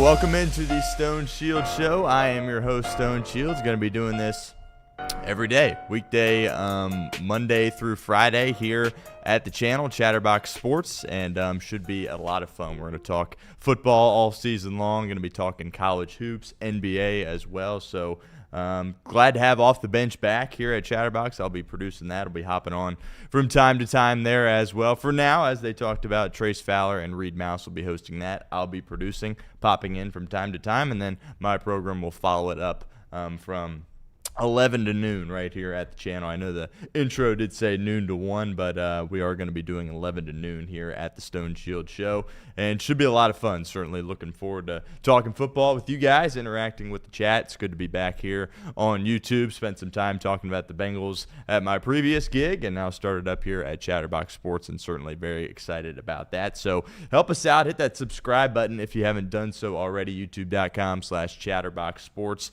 Today is just going to be me talking about the Cincinnati Bengals and some other things around the NFL as well, but hopefully going forward we can have some more guests, and of course other Chatterbox people will be on the show as well. I know a lot of you guys are wondering where Casey McAllister is. He currently is in the room with me right now. He's helping me out. He will be on the show from time to time going forward. We'll get him on Off the Bench there as well. I know a lot of you guys have missed him. Elliot perhaps could be somebody that pops on the show from time to time. Trace, Reed, of course, as well. But really looking forward to getting going here at the Stone Shield Show. I'm going to be doing an hour Monday through Friday. And the goal is to keep it going throughout the entirety of the year, whether it be the football season, basketball season, baseball, what have you. We will cover it all here at the channel, and we'll have some more videos that go up that aren't necessarily live videos, right, but more on-demand stuff will go up on the channel as well throughout the day. And clips certainly on social media. You can give me a follow on social media at StoneShields_ on Twitter and Instagram, and we'll have some clips from the show that you can find online there as well. So that's all coming up here on the show over the course of the next few weeks and months, and certainly hope you guys can tag along, and the fan base of Off the Bench can kind of carry over to what we're doing here at the Stone Shield Show, and I'm pretty fired up to have you guys with me. All right, let's talk Cincinnati Bengals. Of course, Reed and Trace just spent a lot of time talking about the game yesterday. The Bengals, of course, win against the Cleveland Browns. 17-16 is the final score. And I know a lot of people around the city seem to be a little bit disappointed by how the game transpired, right? What Cincinnati was or wasn't able to do offensively, particularly in the second half. Obviously, some of the numbers are pretty jarring, right? 2 net yards and 1 first down is all Zac Taylor's offense could muster in the second half. Their last 4 drives, 12 plays, they went 3 and out each time for a total of negative 23 yards. That's just about as ugly as it could possibly get. However, Cincinnati finds a way to win the game. And I think, and I'm not just trying to be Mr. Optimism here, but I think a lot of people should be celebrating the fact that Cincinnati won the game. Why? Well, there's really a laundry list of reasons why I think this is something that should be celebrated. For one, in 2024, the Cincinnati Bengals team loses this game, right? There really is no two ways about it. If things didn't go perfectly for the Cincinnati Bengals 2024 team, they were going to lose. If there was some adversity, if they had bumps in the road, the ball seemingly never bounced their way, that wasn't the case on yesterday's game, right? The couple of missed kicks from Cleveland, the missed extra point, of course, the missed chip shot field goal that should have given the Browns the lead late in that fourth quarter, those things transpired. Cincinnati reaps the benefits of that, and they find a way to win the game. But I think a lot of people are thinking that Cleveland just kind of donated this game to Cincinnati, and Joe Burrow kind of alluded to it after the game, saying, yeah, we kind of stole one, right? Probably didn't necessarily deserve to win, but you made enough plays in order to make it happen. And there's several people that I think deserve a lot of credit for how this game transpired for the Cincinnati Bengals. First, let's start on the defensive side of the football, because I think a lot of us had serious question marks when it came to the Cincinnati Bengals and their ability to play quality defense coming in here to 2025, right? I think a lot of people, myself included, pressed the panic button for Cincinnati after the preseason, right? You played 3 preseason games. Your starters played the majority of those games as well, and they weren't able to go out there and do very good things for you on the football field. In the preseason, you had backups that were running straight through the defense. Bengals were giving up crazy amounts of chunk plays, touchdowns, first downs, you name it. They were having serious issues in the preseason. But then Zac Taylor took the podium, and he was like, it's the preseason. I'm not concerned whatsoever with how our defense played in the preseason. He kind of pumped the brakes on it, and a lot of us were sitting there saying, well, it's kind of aggressive that you could just go to the podium and act like it's all good when you've got all kinds of issues there defensively. But it turns out Zac Taylor was right. Now, was the defense perfect yesterday? No, right? But a point that we've made on Chatterbox Bengals all the time, this defense doesn't need to be perfect for you to get to where you want to get to, and that, of course, is contending for a Super Bowl title. This doesn't need to be a top 10 defense for the Cincinnati Bengals. If you can float in that middle of the pack range, 15, 20 overall as far as the NFL goes, I think, in my opinion, that 15 spot probably is really the area to zone in on. I think if you're a top 15 defense, 14, 15, 16 in the NFL, that's good enough for you to win a world championship with what you have on the offensive side of the football. Now, was the pass rush necessarily there the entirety of the game? No. Was Joe Flacco able to kind of sit back at 40-plus years of age and pick you apart a little bit? Lots of screens, right? A lot of easy checkdowns. But he was comfortable for the majority of that game. Pass rush obviously was not where it needs to be throughout the course of a 60-minute football game. Were you as sticky in coverage as you needed to be as well? No. Right, there were some issues, of course, with Cam Taylor-Britt. Kind of some of his issues from last year seemed to carry over into the things that you experienced in this opener for the Cincinnati Bengals. He looks like he could very well be the weak link of this defense in CTB. He certainly was not at his best. So from a coverage standpoint and a pass rush standpoint, not great, all right, but clearly good enough to win the football game. But something that was great for Cincinnati in this game was their tackling. Their tackling is what won this football game yesterday in Cleveland. There really is no two ways about it, in my opinion. Early on for Cincinnati in 2024, what did we talk about when we were talking about Lou Anarumo and his defense? Well, the basics, right? They struggled with the basics. They weren't able to get ball carriers on the ground. They weren't able to get, those wide receivers on the ground. Missed tackles, that was an issue. Missed sacks opportunities, right? When you had a quarterback wrapped up and you couldn't get him to the ground. The Bengals really did an incredible job of tackling in the open field, and that limited the explosive plays that the Cleveland Browns had in that football game. Cleveland's longest play of that game was 25 yards. That's pretty good if you're the Cincinnati Bengals defense, because last year, this Bengals football team, they would always give up seemingly a 40, 50-yard touchdown throughout all the games. And it was a situation where the opposing offense could score on a play or two. Granted, it's Joe Flacco, Cleveland, and a whole lot of rookies on the offensive side of the football for the Browns. But the fact that you didn't give up any explosive plays, 25 yards was your biggest play that you gave up, I think that certainly impacts the fact that Cincinnati won that football game as well. And you were really, really good against the run, right? Cleveland only had 40-some yards rushing on the ground. They gave Dylan Sampson a lot of opportunities, the rookie out of Tennessee, to make some plays, but the Bengals did a good job of slowing him down. Only 49 yards rushing for the Cleveland Browns. You kind of reworked that interior a little bit, right? TJ Slayton, a guy that you brought in free agency from Green Bay, kind of pairing him again with Jerry Montgomery, your defensive line coach. He was solid in this game, and he was able to provide some interior pressure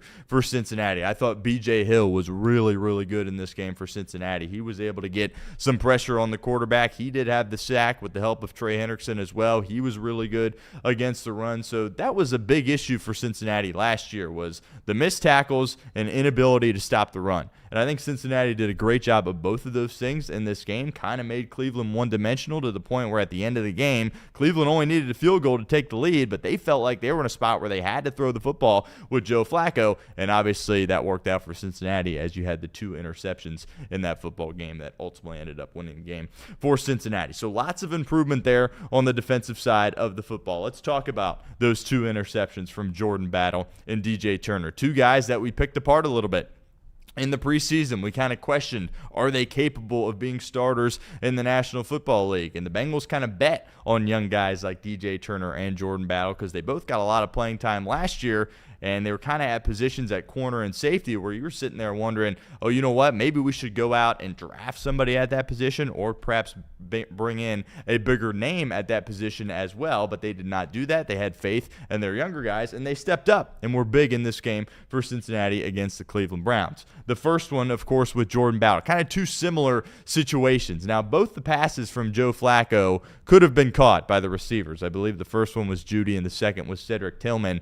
They were in their hands, not the perfect throws, but they bounced up and they allowed the athleticism really to show of guys like Jordan Battle and DJ Turner. Now, A lot of people talk about Lou Anarumo and his defense last year, and a big issue with it with such a young core of personnel was the fact that maybe it was a little bit too complex of a system and they weren't able to play as free and fast as they wanted to. Some of the players kind of talked about that last year, saying, you know what, we're just not moving around as freely and as quickly as we would like to in this system. And then Al Golden, he comes in, and Arumo, of course, kind of dumbed the system down a little bit towards the end of the year. But then Al Golden comes in this year. Of course, college background, was just at Notre Dame, a guy that likes to play a lot of man coverage. He likes to keep it simple and just go out there and play with your instincts.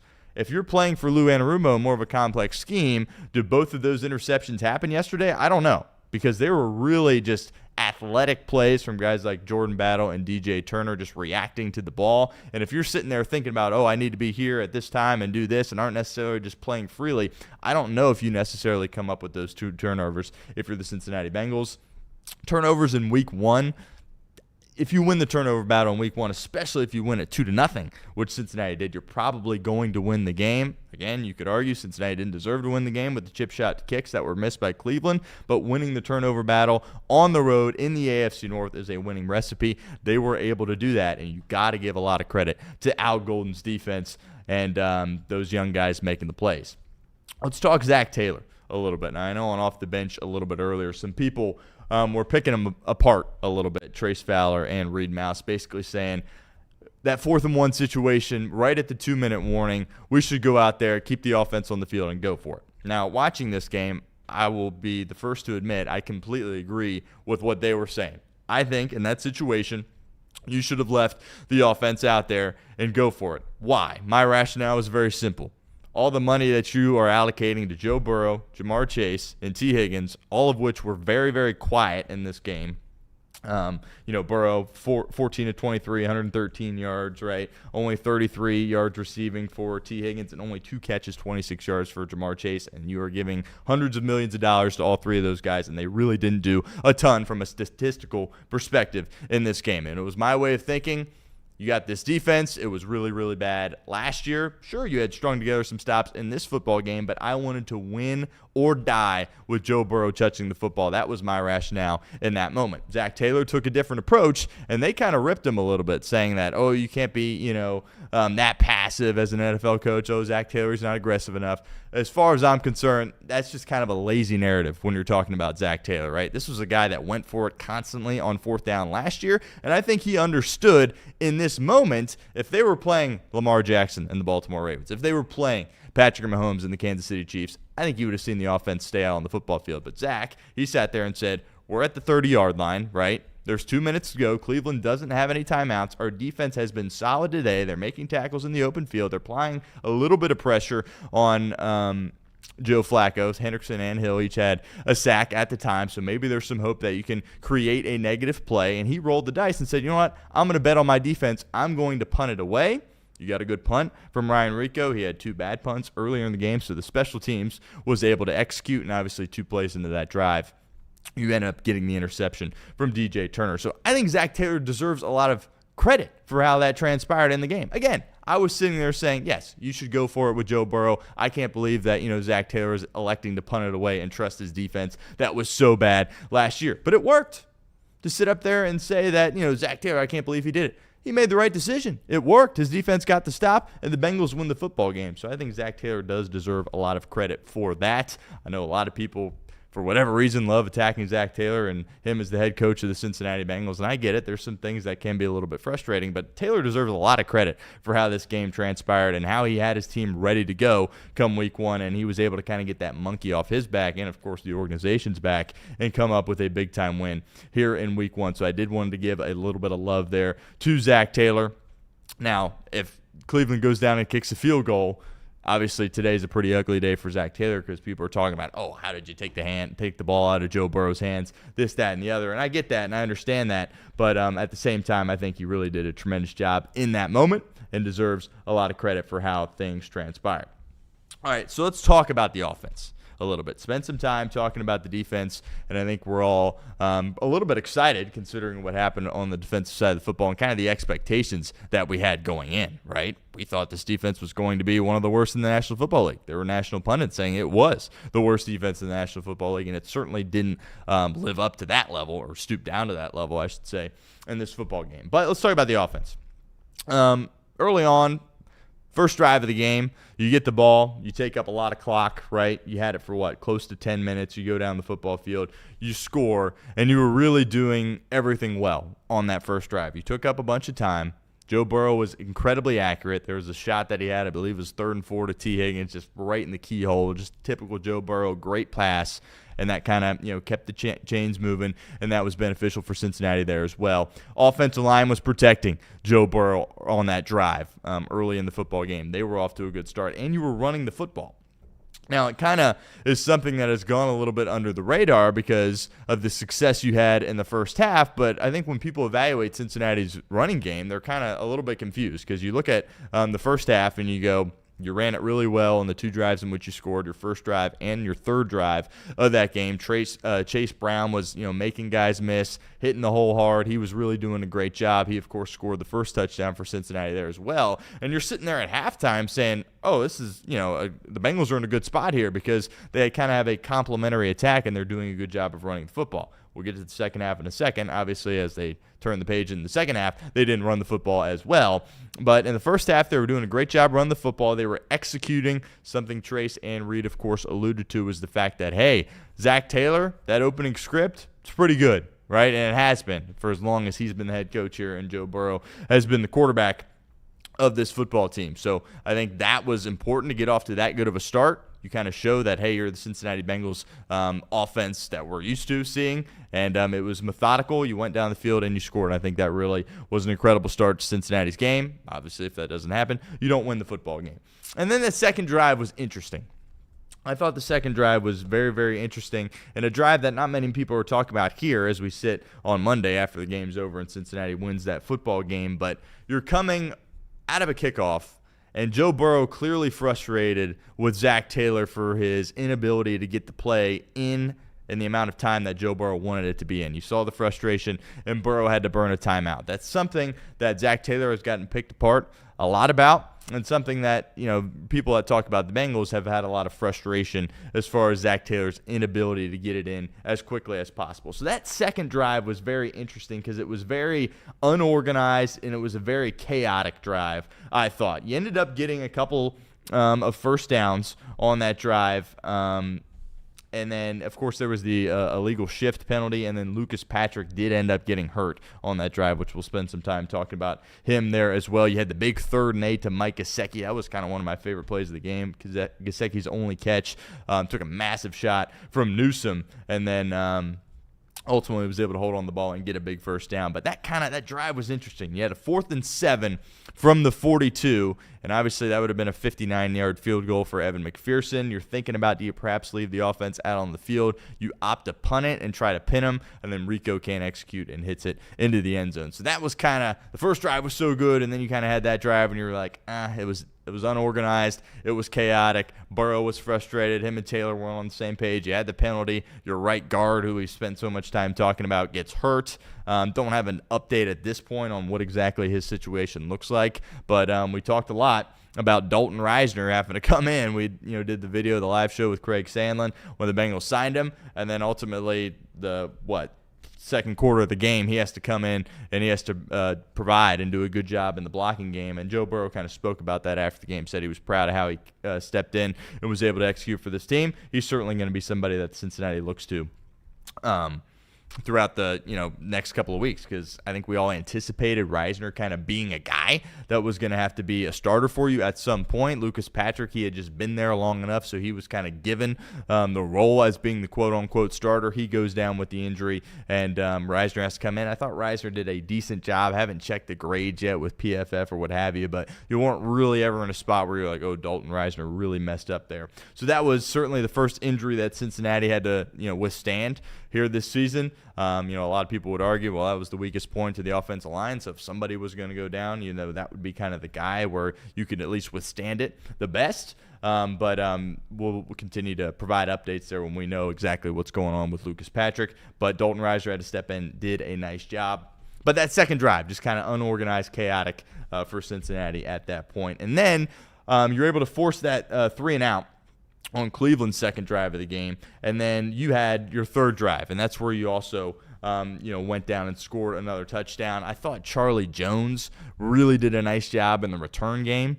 I think he set you up on a couple of kicks to really kind of provide a spark for you on special teams. It kind of feels like it's only a matter of time before Charlie Jones kind of breaks one. We've seen him return a kick, of course, with the Cincinnati Bengals for a touchdown. We've seen him return a punt with the Cincinnati Bengals for a touchdown as well, and I feel like it's only a matter of time before he does that again. So that drive was set up nicely by Charlie Jones. Jamar Chase had a really nice comeback route, and it was a really nice ball there from Joe Burrow. It was interesting. Something that I saw kind of a different wrinkle in Zac Taylor, Dan Pitcher's offense was you had a lot of delayed handoffs, even in the first half when you were having success on the ground, and that was something that was kind of effective where Burrow would be in the gun, he'd take the snap and act like maybe it was going to be a pass and then hand it off late to Chase Brown. They did that a number of times in the game yesterday, so that's certainly something to monitor as the season goes on. But then you had a really nice 3rd-and-2 play on that drive from Joe Burrow where he kind of did his whole Joe Shiesty thing, got out of the pocket, was able to keep his eyes down the field, found Samaje Perine for a big play, and that's the one that should have been a face mask, right? The Browns were clearly hanging on to his face mask. That doesn't get called, but you're able to execute also after the pass interference on that drive. Greg Newsome on Jamar Chase didn't turn around. Then you're set up in a good spot, and then you find yourself in a 3rd-and-goal situation. We talked about earlier in the first half how Cincinnati was able to do a really effective job of running the football. And if you remember that 3rd-and-goal play, that was a play fake when they had Cody Ford actually in at that fullback spot, and then Burrow kind of rolled out to his right and found the tight end Noah Fant in the back of the end zone for a touchdown. If you hadn't been running the football as well as they were running it to that point, you're maybe in a spot where that play fake doesn't work. Who knows? You maybe don't score a touchdown on that drive, then you probably don't win the game, of course. But that was really good execution. I think that stems from the Bengals at the time having a very complimentary offense where they were able to kind of lean on the run game a little bit, be a threat with Chase Brown, opened up a play fake that they could use deep there down on the goal line, and that obviously ended up being really effective for Cincinnati. So early on, the offense, as we kind of went into a little detail there on a couple of those drives. But the Bengals offense in the first half was solid, and Joe Burrow after the game was like, yeah, I think, pretty much borderline flawless with how he operated in the first half. They're 6 of 7 on third down, and, they were playing complimentary football. They were running it, and they were throwing it, and they were kind of in a good spot to kind of go into halftime and hopefully, build off that momentum that they had created in the first half. Now, if you're Cleveland, and this is something I think a lot of people aren't necessarily spending a ton of time talking about either, they pretty much executed their game plan flawlessly for how they wanted to play Joe Burrow and the Bengals and how teams of their caliber, meaning the Cleveland Browns, should try to handle Joe Burrow and the Cincinnati Bengals. And here's what I mean by that. Kevin Stefanski, this guy that's won Coach of the Year twice, right? He can clearly coach. Has he had the best, pieces to work with? No, he hasn't really had a quarterback, right? That whole situation's constantly been in flux. Baker late, right? And then Deshaun Watson, and then just kind of the whole mess that stems from the whole Deshaun Watson situation. But this is a guy that's won a lot of football games with not a ton of talent. 2-time Coach of the Year. You knew he was going to come in with a good plan. And the plan clearly was we need to withstand long drives and keep Joe Flacco and the Browns offense out on the football field so we can limit the time that Cincinnati and all their star weapons, Joe Burrow, Jamar Chase, T. Higgins, and make sure they're sitting on the sideline more than they're out on the football field. And the Browns were doing a great job of that. They had the long drives. Their first drive of the ball game, that was a touchdown, was a 10-minute drive, and they continued to do that throughout the game. They didn't try to get overly aggressive, right? Take a ton of deep shots. Again, Cincinnati did a great job of slowing that down and preventing that from happening. But the Browns were holding on to the ball, right? Joe Flacco was executing, not trying to do too much, and I thought it was a really good plan for Cleveland, and that's what allowed them to sneak around in the ball game. So then you transition to the second half, and this is when your defense, as we talked about at the beginning of today's show, really did a great job of stepping up, and your offense turned non-existent, right? people ask the question, are you panicked about the Cincinnati Bengals offense? And Reed talked about this earlier on Off the Bench, and the answer is no, right? For whatever reason, this offense early in the season struggles a little bit. Now, they also struggle against the Cleveland Browns. When they're in this situation where they have to go to Cleveland and the Zac Taylor, Joe Burrow era on the road to Cleveland and play early in the year, it's always been tough for them, right? It's a divisional opponent. The Browns are a very physical football team. They're a very well-coached team, as I talked about, and they've got really good pieces defensively that make things difficult for Cincinnati, and clearly Cincinnati has had a tough job dealing with all the things that the Browns can do defensively, and number one being Myles Garrett, right? They had serious issues with Myles Garrett in the second half. There was the one drive. It was the drive before the punt at the 2-minute warning, so late in the fourth quarter, where they ran 3 plays, and it was basically 3 sacks. The first 2 were sacks from Myles Garrett, and the third, I guess, technically wasn't really a sack, but it was basically a sack as Burrow was kind of trying to step up in the pocket, and that was just, you're in a situation where it's like, oh, like Bengals are in serious trouble here. They might not win this football game. They can't protect Joe Burrow. Myles Garrett's getting home. They can't get open. It's a rough situation. But, I didn't think there's really a certain area to sit there and panic about from a Bengals offensive perspective, right? Joe Burrow, did he miss any big time throws? No. I didn't think Joe Burrow really missed any. Did he hold on to the football super long? Not really, right? Cleveland just did a nice job of getting home. Did the offensive line do a bad job of protecting? Well, you're going against Myles Garrett. That's arguably the best pass rusher in the NFL. He's going to win. Joe Burrow, after the game, was basically like, I can't find another player that's better than Myles Garrett and the things that he can do on the football field. So that's just kind of life against Cleveland on the road. I know a lot of people don't like to hear that answer, especially when they're allocating all the money that they are towards Joe Burrow and their offensive weapons. But I'm not really hitting the panic button because we've seen them struggle in this spot before. But what did they do? They won the football game, right? If Cincinnati loses that game, let's just say 19-17, which, it kind of looked like it was trending towards that.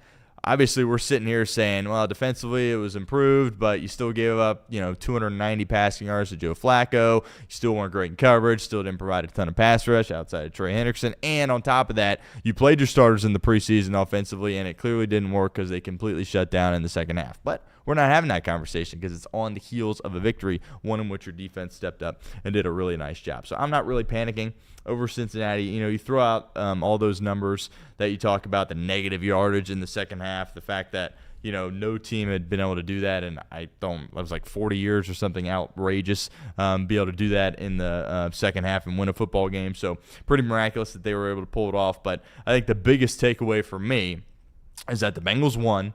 That is a very, very positive thing. They have a 1-0 record, and now they can kind of just move forward with their season. That monkey is off their back. Did they still get out to a slow start? Maybe, right? Did a lot of things that have reared its ugly head in the past rear its ugly head once again, right? Inability to score points against Cleveland, inability to run the ball successfully in the second half, inability to provide pass rush on the opposing quarterback. Yeah, those things happened, but it all happened in the form of a win, something Cincinnati had not seen since 2021, and obviously something that Zac Taylor throughout the entirety of his career here with Cincinnati has really, really struggled with. So overall, very promising, in my opinion, that Cincinnati is 1-0. And then we'll continue to, move forward and try to, be better as a team, as Joe Burrow alluded to, against Jacksonville. Because if you play like that against Jacksonville at home, you're not going to win, right?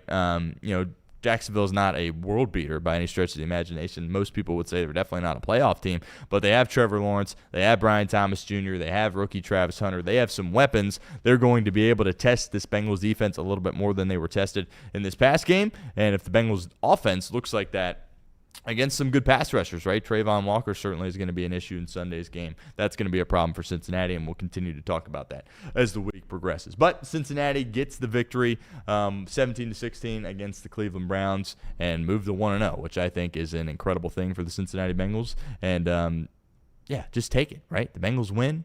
Be excited. You're in Cincinnati. It's a team that has struggled early on and kind of you feel like, you're just clawing to try to get back in the divisional standings. But now you're 1-0 and you're at the top of the divisional standings, and I certainly think that is a good thing. All right, we're about halfway through the show here. Again, appreciate everybody still tuning in. Still have over 100 people in here locked in with us at the Stone Shield Show. We're going to be doing this every day, Monday through Friday, on the heels of Off the Bench. Should be really exciting. Again, this is show number 1, so we're kind of just flying by the seat of our pants here. We'll have more in-depth graphics, what have you, as we progress, but just kind of getting the first one, off the mat here and out there, and we kind of talked about it this morning, like, do we want to push this back? You want to wait a little bit to do it? And we're like, no, just Off the Bench is here. It's back. We're going to send it with this as well. We're going to give it everything we're going to continue to build off it. So appreciate everyone that has stuck around for that. All right. Let's talk around the AFC North, right? So something we're going to do here on this show, obviously here at Chatterbox, we are solely focused on providing the best Cincinnati sports coverage, but we're going to branch out a little bit on my show and talk about some national things as well.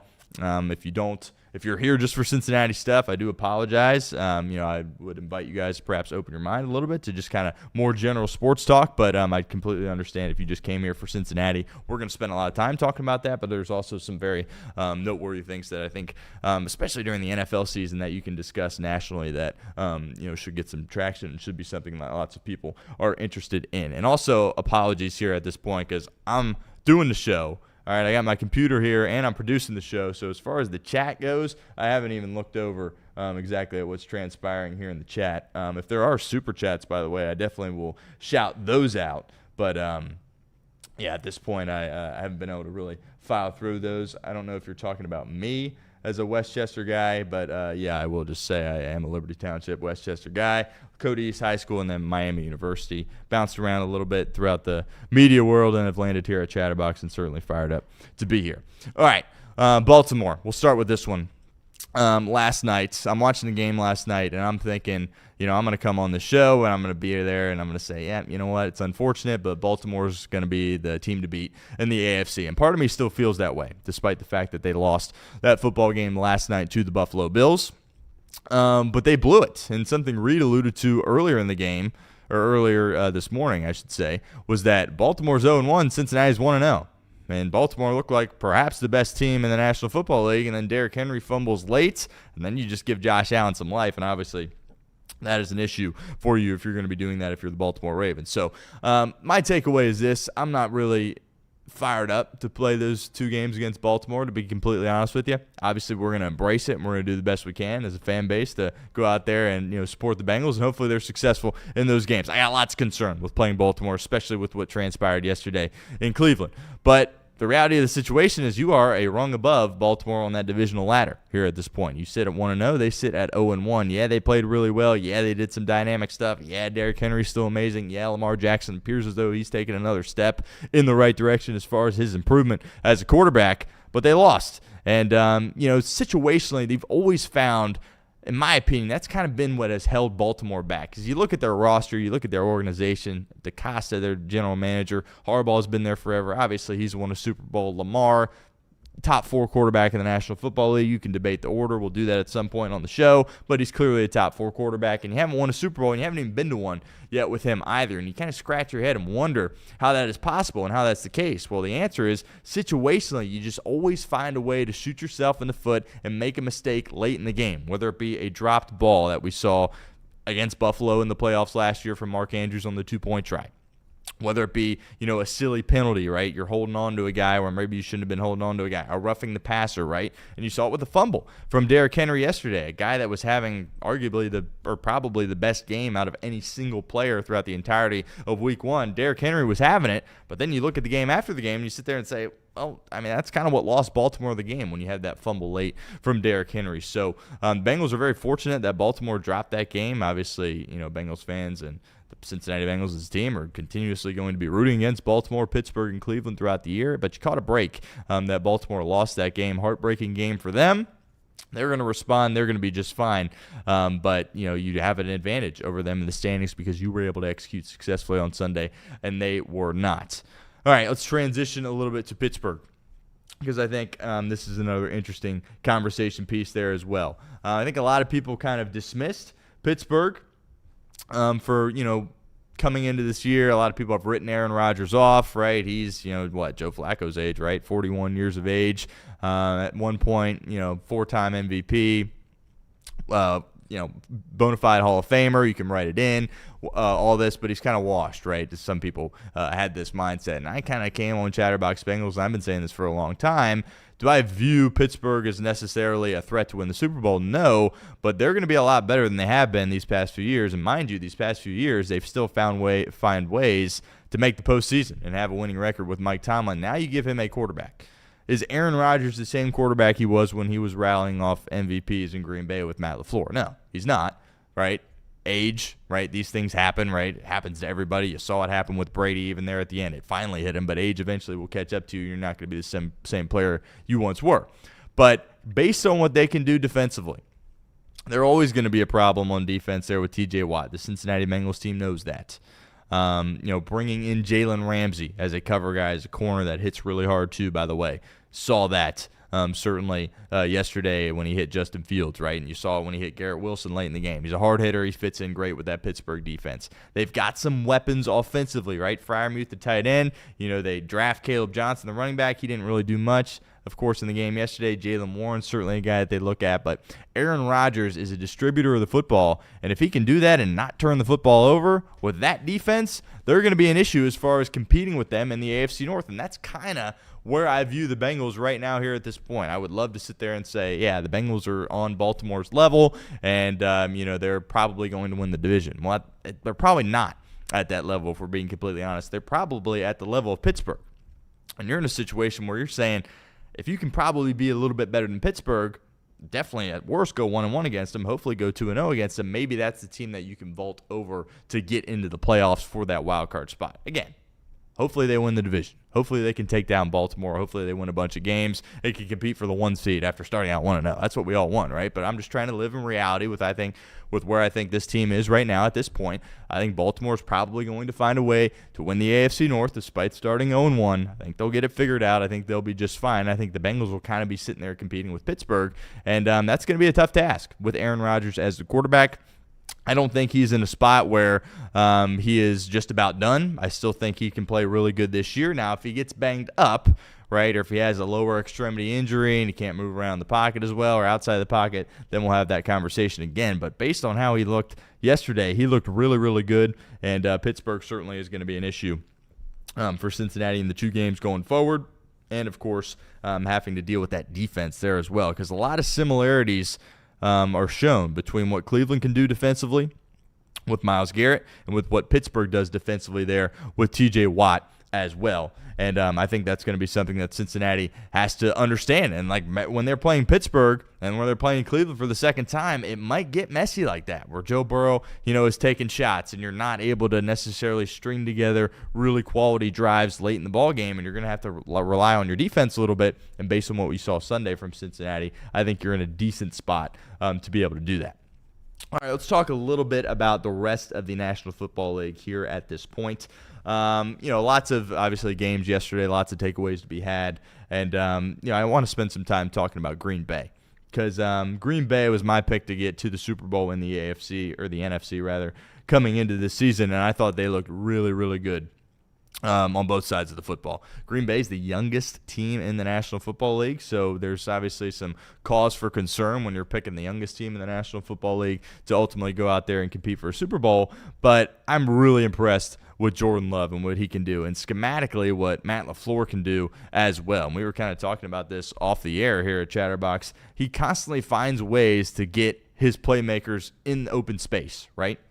There were several situations in that game where Jordan Love had guys running wide open, and Love was able to put it on him. I think Jordan Love is going to kind of this year ascend into that next level of quarterback recognition. I think more people are going to be talking about Jordan Love this season. Obviously, Trace Fowler is a Packers fan. I'm sure he's excited about that, but I think the Packers are really going to take the step in the right direction for them and really be looked at as a bona fide Super Bowl contender. Obviously, they make the trade for Micah Parsons a couple of weeks ago, right, or a couple of days ago, really, and he certainly can provide some juice for them on the defensive side of the football and kind of offer just some pass rush, right? That is what Micah Parsons can do. He is big, he's physical, he can fly around, he's athletic, he can be lined up in different spots along the defensive front, and I think Green Bay is going to be a really big problem for teams in the NFL this year. Now, on the flip side of that, you have Detroit.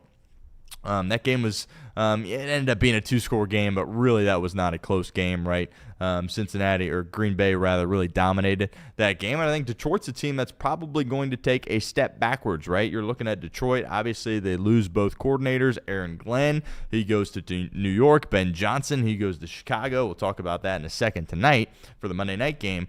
But Dan Campbell, obviously he's really aggressive. He likes going for it on fourth down, what have you. But without Ben Johnson, without Aaron Glenn, I think you're going to see him struggle a little bit more this year. Jared Goff, when things are going well around him and he's got really good pieces and he's got really good play calling, then he can execute. But if you ask him to do a little bit more, and really a lot of it more this year, considering what they have lost, I think they're going to struggle a little bit, and I think they're going to take a step back. I still think Detroit is a playoff team, but I don't think they can necessarily compete with Green Bay at the top of that NFC North spot. Speaking of the NFC North, we do have a game tonight. That is Monday Night Football, of course, between the Minnesota Vikings and the Chicago Bears. And very interesting game. I think it's basically a pick-em. Maybe Minnesota's favored by a point or two at this point. I think Chicago is going to take the win in this game, to be completely honest with you. I still have lots of questions about Minnesota. I think Kevin O'Connell, as a play caller and as a head coach, is one of the best in the National Football League. And I think he deserves a lot of credit for that. Obviously, the regular season in which they had last year with Sam Darnold was incredibly impressive. But then, you stumble late in the season, then you stub your toe immediately there in the postseason. Then people kind of forget about it, right? Because it's all about postseason success when you're trying to at least remember a season and how successful it was. But I think they're going to – I don't know what they have necessarily in their quarterback, J.J. McCarthy. I think in the scheme that Kevin O'Connell has, the playmakers that he has around him, Justin Jefferson, of course, Hawkinson, the tight end, Aaron Jones at running back. They have weaponry there, a solid offensive line. But I think ultimately when they have to ask J.J. McCarthy to do a little bit more and kind of rise above, right? If he's in a situation where he's trailing in the second half, right, and they need to cut it loose a little bit more, I don't think he's necessarily the guy that can go out there and execute that. If you're in a spot where you're, constantly in a close game or have the lead, you have a run game, and you just need him to make good decisions with the football, he can be sneaky athletic, escape traffic in the pocket, use his legs, pick up a couple of first downs. In that regard, those things he can do, but if you ask him to kind of take that next step, which if you want to have postseason success,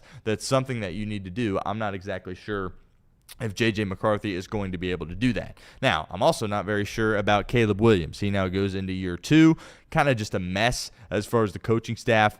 Last year in Chicago with Matt Eberflus, now obviously he is the defensive coordinator for the Dallas Cowboys, but you have a lot of turnover in that coaching room. You got Ben Johnson brought in here, and Ben Johnson, to me, he's an adult, right? He is he can understand what it's like to have good leadership, a good culture.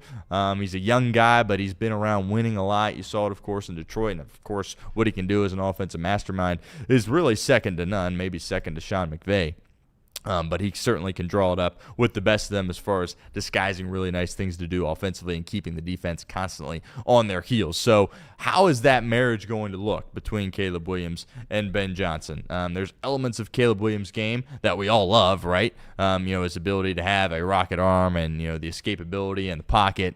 Does a lot of things that look kind of like Patrick Mahomes, right? Has a massive arm, as I already alluded to. He does some really good things, but in the NFL, you can't just constantly rely on the spectacular, right? You have to be able to work within the pocket and win from the pocket, right? And I think Lamar Jackson is a perfect example of somebody that had to recognize that, and he was able to adjust. Now Lamar Jackson, one of the most underrated pocket passers in the National Football League, and he's really, really good, and he's really, really accurate when he's inside the pocket. Caleb Williams is going to have to prove that as well in this game and really the course of this season. He's a guy that kind of has always had to rely on that special play, right? Wanting to escape the pocket and find guys deep down the football field. Well, he's going to have to be able to operate within the pocket in order to have success, and Ben Johnson, I think, certainly understands that, and he's going to call a game that also has that in the back of his mind. Is Caleb Williams going to be able to do that? I don't know. We're all going to find out together, but I think he will play better than J.J. McCarthy tonight, and that will be a victory for the Chicago Bears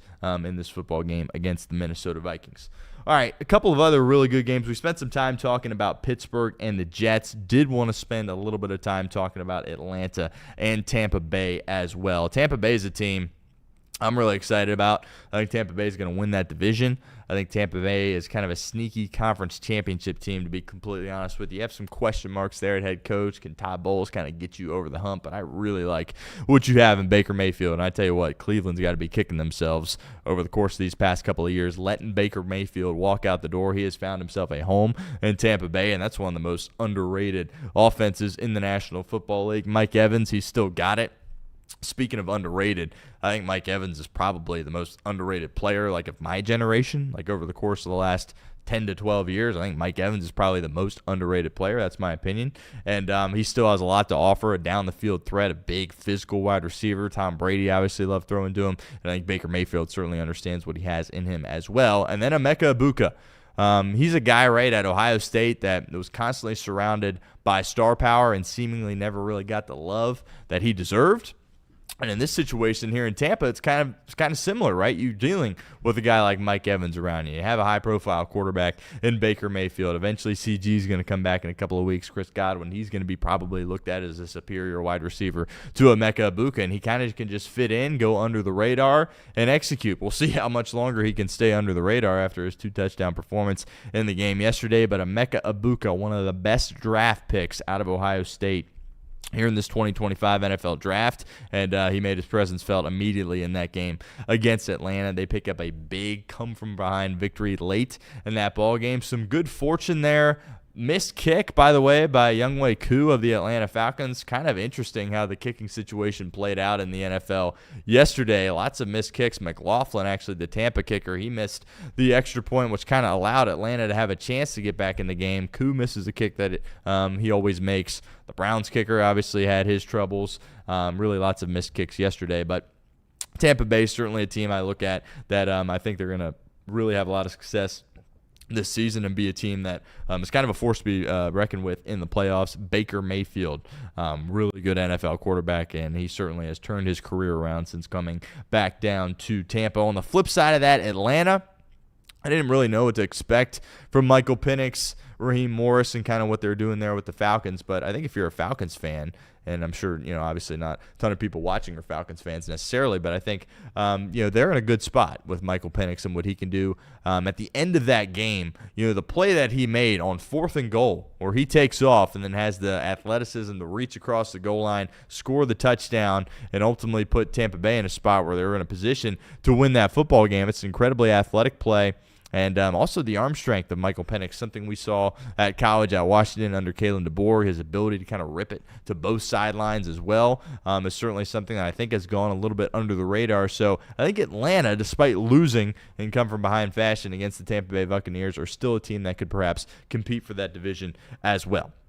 All right, almost out of time here on the show, but I did want to spend a little bit of time talking about college football before we get out of here on today's show. We're going to spend a lot of time each and every day kind of talking about college football as well, and did want to bring in a little bit of college football conversation on this show. Was there a ton of great games this past weekend? No. Michigan-Oklahoma was the biggest game.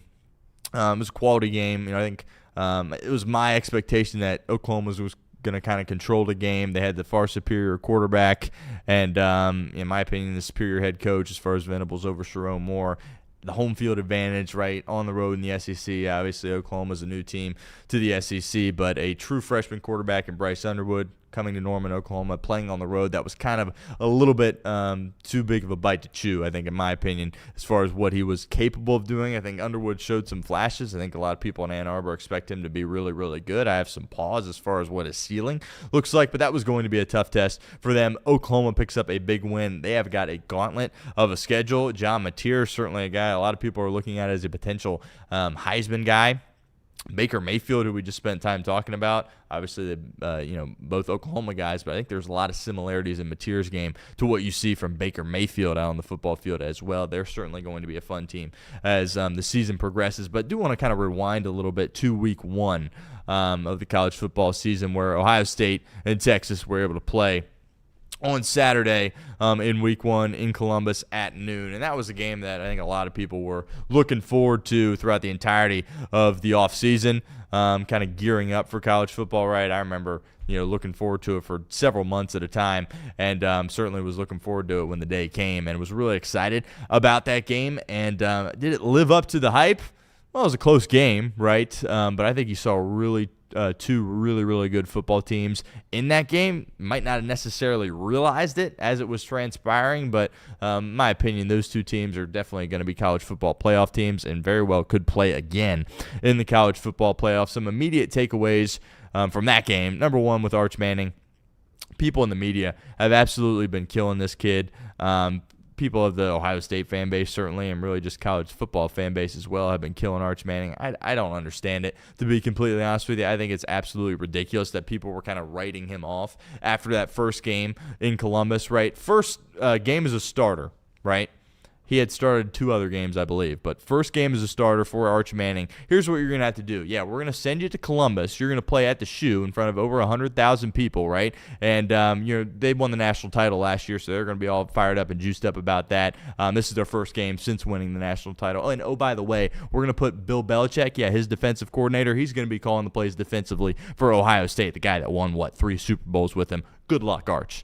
I mean, my goodness, that's a lot to ask for a young guy, despite the fact he is a Manning, right? That's a lot to ask for him. Did he look great? No. Did he miss a bunch of throws? Yes, he did.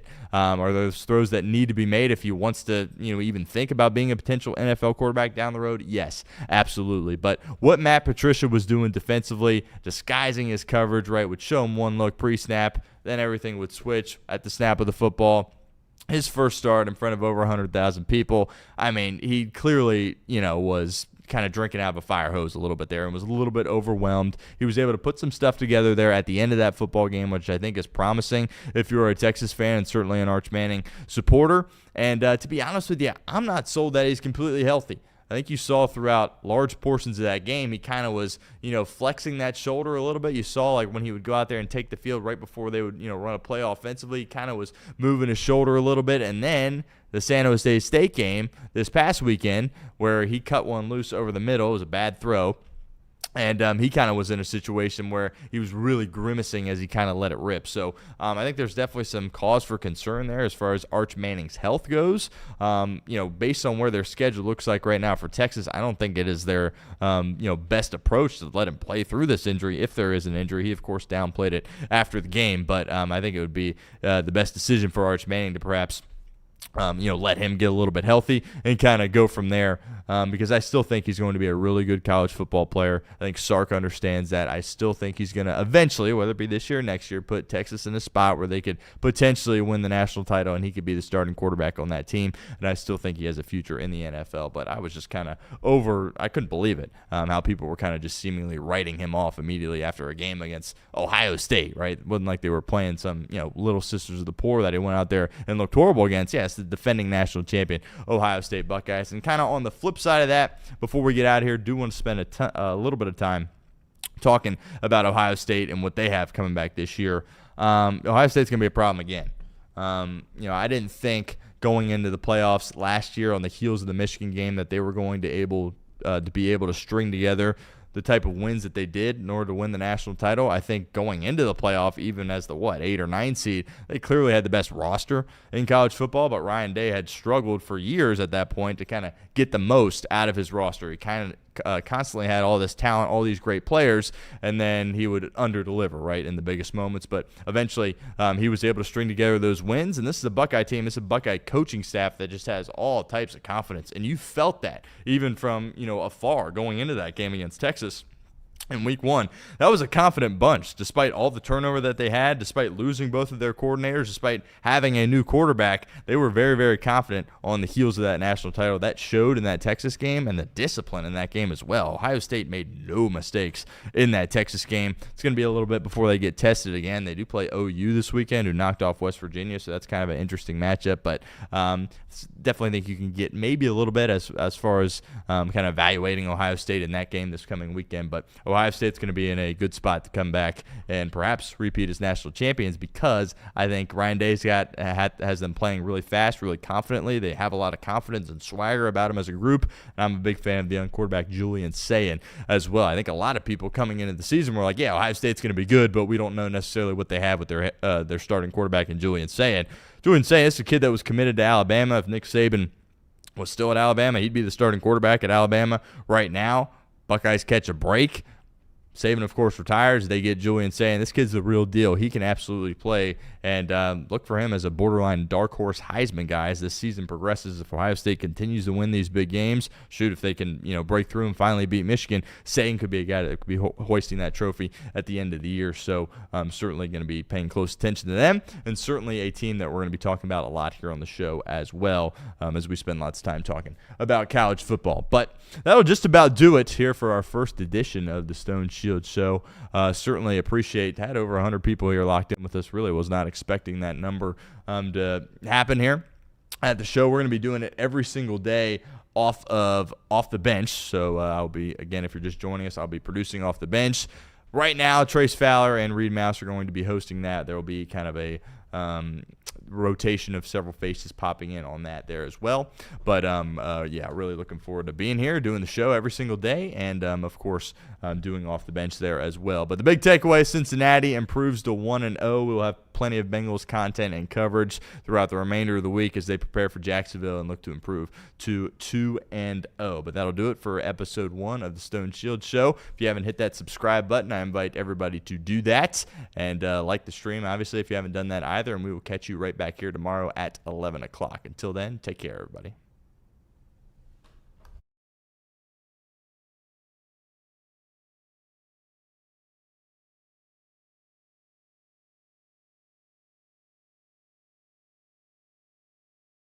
Hey guys, it's your favorite producer.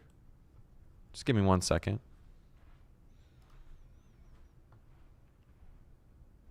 There we go. I just wanted to come on here and say thank you guys for coming back, and I really appreciate the viewership that we got today. Got 93 likes. Somehow, some way, if some of you could just leave a like before you leave.